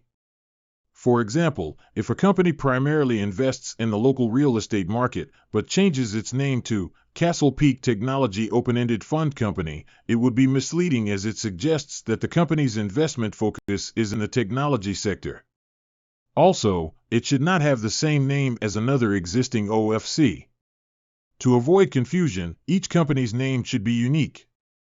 And it must end with Open-Ended Fund Company or OFC. What are the requirements for directors of an OFC, open-ended fund company, according to the Code on Open-Ended Fund Companies? 1. Directors of an open-ended fund company must have a good reputation, appropriate qualifications and experience, and be fit and proper. 2. An open-ended fund company must have at least one independent director. This independent director cannot be a director or employee of the custodian. However, remember that the independent director of an OFC does not need to be independent of the investment manager. This means they can be related to the investment manager and can be a director or employee of the investment manager. 3. The core responsibility of directors is to supervise the activities of the investment manager and the custodian to ensure that these activities are carried out under the constraints of the written agreement. In other words, their core responsibility is to balance the investment manager and the custodian, all right? What are the requirements of the Code for investment managers? Remember, the investment management function of an OFC, open-ended fund company must be delegated to an investment manager. The investment manager must be licensed or registered by the SFC to conduct Type 9 regulated activity, asset management. In other words, it must be a company operating locally in Hong Kong to be the investment manager of an OFC. Foreign management companies that do not operate locally cannot serve as the investment manager of an OFC. An OFC can appoint more than one investment manager. These investment managers must keep sufficient records of trading, accounting, and other records related to their financial position and operation of the investment at a location approved by the SFC for auditing purposes. These records must be kept for at least 7 years. The core function of investment managers is to manage investments, i.e., to manage the scheme property of the OFC in accordance with the OFC's Instrument of Incorporation and the Investment Management Agreement with the OFC. At the same time, they must always act in the best interests of the OFC and investors. How should the assets of an OFC, open-ended fund company, be custodized? An OFC must appoint a custodian to hold the scheme property of the company. If it is a public OFC, it can only be held by a custodian who complies with the requirements of the CUTMF, Code on Unit Trusts and Mutual Funds. What are the requirements? The paid-up share capital and undistributed capital reserves of the custodian must be at least 10 million Hong Kong dollars. As for private OFCs, there are 2 options for storage. The first is, as mentioned earlier, stored by a custodian who complies with the CUTMF. The second is stored by an intermediary who is licensed or registered to conduct Type 1 regulated activity, dealing in securities. Such persons must maintain a paid-up share capital of not less than 10 million Hong Kong dollars and a liquid capital of less than 3 million Hong Kong dollars at all times. What are the requirements for a custodian of an OFC? The custodian must have sufficient experience, expertise, and competence to properly categorize the scheme property of the company. Moreover, the custodian must be able to maintain adequate internal controls and systems to address related custodial risks. So how should the custodian hold the scheme assets of the company? The custodian must separate the scheme assets of the company from other assets, such as the assets of the investment manager and its associates, the custodian itself, and other clients. Administration of OFCs, open-ended fund companies. Do you still remember what an instrument of incorporation is? An instrument of incorporation is a document similar to a company's articles of association, used to regulate the management and operation of OFCs, including management structure, administrative matters, such as the procedure for convening meetings, voting, rights attached to shares, etc. In order to make the administration of OFCs more transparent and regulated, even if OFCs are mainly used as investment vehicles, the instrument of incorporation must list a series of minimum requirements for company operations, such as the procedures for shareholder and director meetings and its share capital structure, including the rights attaching to shares, etc. In addition, the offering documents of the OFC should indicate how shareholders can obtain information in relation to the OFC. What are the requirements for auditors in the Code on Open-Ended Fund Companies? An OFC, open-ended fund company, must appoint an auditor, who must be independent of the key operators of the OFC, i.e., the investment manager, custodian, and directors. Because if it's not independent, the conflict of interest would be arised, and what can be audited? So, to ensure fairness, it must be independent of the investment manager, custodian, and directors, all right? When we introduced the OFC rules, we mentioned the directors of an OFC, open-ended fund company, must prepare and publish an annual report for each financial year and provide a free copy to shareholders who request the annual report. This annual report must contain the company's financial statements and the auditor's report. The Code on Open-Ended Fund Companies has further requirements for this annual report. 1. All accounts of the OFC must be prepared in accordance with the Hong Kong Financial Reporting Standards or the International Financial Reporting Standards, or other basis that the SFC may approve on a case-by-case basis and audited by an independent auditor. 2. Audited accounts must be disclosed on an annual basis within 4 months of the OFC's financial year end. 3. Audited accounts must contain specified information about the investment portfolio, assets, liabilities, income, and expenses of the OFC, so that shareholders can make informed judgments about the performance of the OFC. If an OFC, open-ended fund company, voluntarily ceases operations and cancels its registration, i.e., voluntary liquidation, what should it do? The instrument of incorporation has clearly written under what circumstances operations can be terminated and what the procedure should be. Therefore, an OFC can cease operations according to the instrument of incorporation. To consider the best interests of shareholders and ensure fair treatment of shareholders when an OFC ceases operations. First, it should notify the SFC. Submit a proposal to the SFC, declaring the company's solvency and stating the reasons for termination. In addition, it should also notify investors. Inform them that the fund is about to terminate, provide relevant information, such as the reasons for termination, timetable, possible impact, investors' rights and choices, and fully disclose the facts. Then, the OFC needs to liquidate its assets, clear all its liabilities, and distribute the proceeds to shareholders. Finally, apply to the SFC for deregistration and cancel the registration of the OFC. If it is not a voluntary termination, a statutory liquidation should be conducted according to the court's instructions. In addition to the previous regulations, private OFCs, open-ended fund companies, must also comply with the specific provisions of the Code on Open-Ended Fund Companies. This includes investment scope. Private OFCs cannot operate like general businesses or trades, such as buying and selling goods, manufacturing products, developing real estate, etc. They can only be used for investment. Changes to the scheme. The instrument of incorporation can only be changed after shareholder approval. If the change affects the rights of current shareholders, a reasonable prior notice must be given to the shareholders. Fund operation and disclosure. The instrument of incorporation and offering documents of an OFC, open-ended fund company, should list the details of the company's operation, including pricing, dealing, share issue and redemption of shares, valuation, distribution policy, use of leverage, fees and charges, etc. It should also disclose how to regularly value assets, how shares are priced and redeemed, etc. This ensures that the company's operation process is transparent and open, allowing investors to fully understand the company's operating status and facilitating regulatory supervision. After an OFC issues an offering document, it should be filed with the SFC, Securities and Futures Commission, as soon as possible.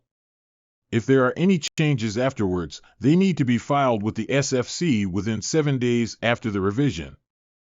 If a custodian of a private OFC, open-ended fund company, is an intermediary with a Type 1 regulated activity license, how does it safeguard the scheme property of the private OFC? 1. Deposit of funds and securities. If the custodian is not a bank, the funds received should be deposited in a segregated bank account in Hong Kong. If the custodian receives securities, they should be deposited in a segregated account as soon as possible, or registered in the name of the private OFC or the custodian's associated entity. 2. Use of funds and securities.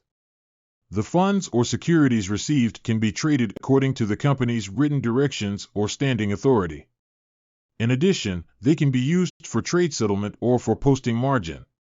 The custodian can also charge its service fees from these funds. 3. Verification of other scheme property transactions. If the company's other scheme properties are not held by the custodian has the responsibility to verify the relevant transactions of these assets to see if they have been properly authorized by the company itself or the investment manager.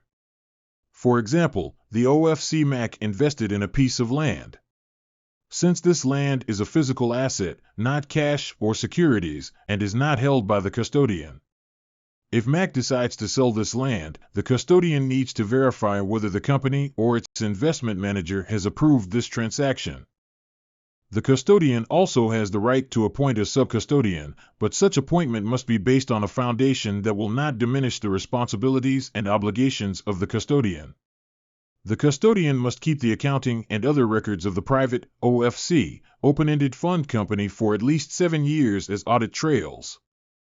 The custodian of a private OFC, open-ended fund company, in its role as a custodian, is like conducting its Type 1 regulated activity, dealing in securities, so it also needs to comply with the following regulations.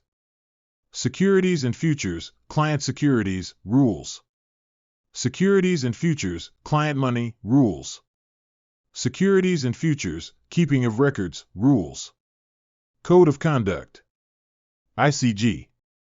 Guideline on Anti-Money Laundering and Counterfinancing of Terrorism for Licensed Corporations. Guideline on Anti-Money Laundering and Counterfinancing of Terrorism for Authorized Institutions. What is a share registrar? A share registrar is an institution that maintains and updates the shareholder register of a listed company.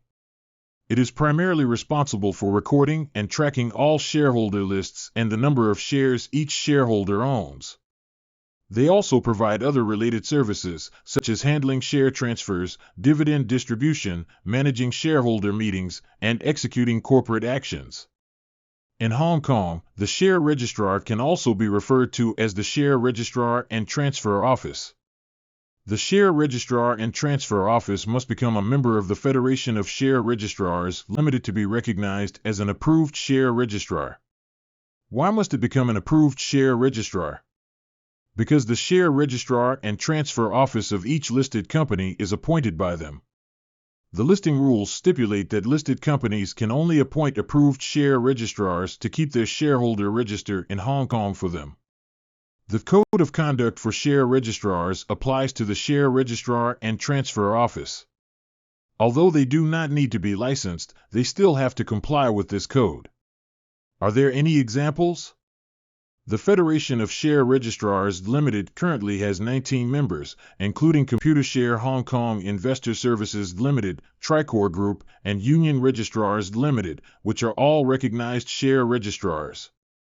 Are you preparing for HKSI LE, MPFE, IIQE, EAQE, or SQE examinations? Look no further. At 2C Exam, we have everything you need to succeed. Our comprehensive suite of products and services includes premium online and offline question banks, personalized one-on-one tutorial sessions, tailored group classes, and private consultation sessions. Need assistance with licensing or examination inquiries? Don't hesitate to get in touch with our knowledgeable team. We're always here to help. We're open Monday to Friday, from 9 a.m. to 12 p.m. and 1 p.m. to 6 p.m.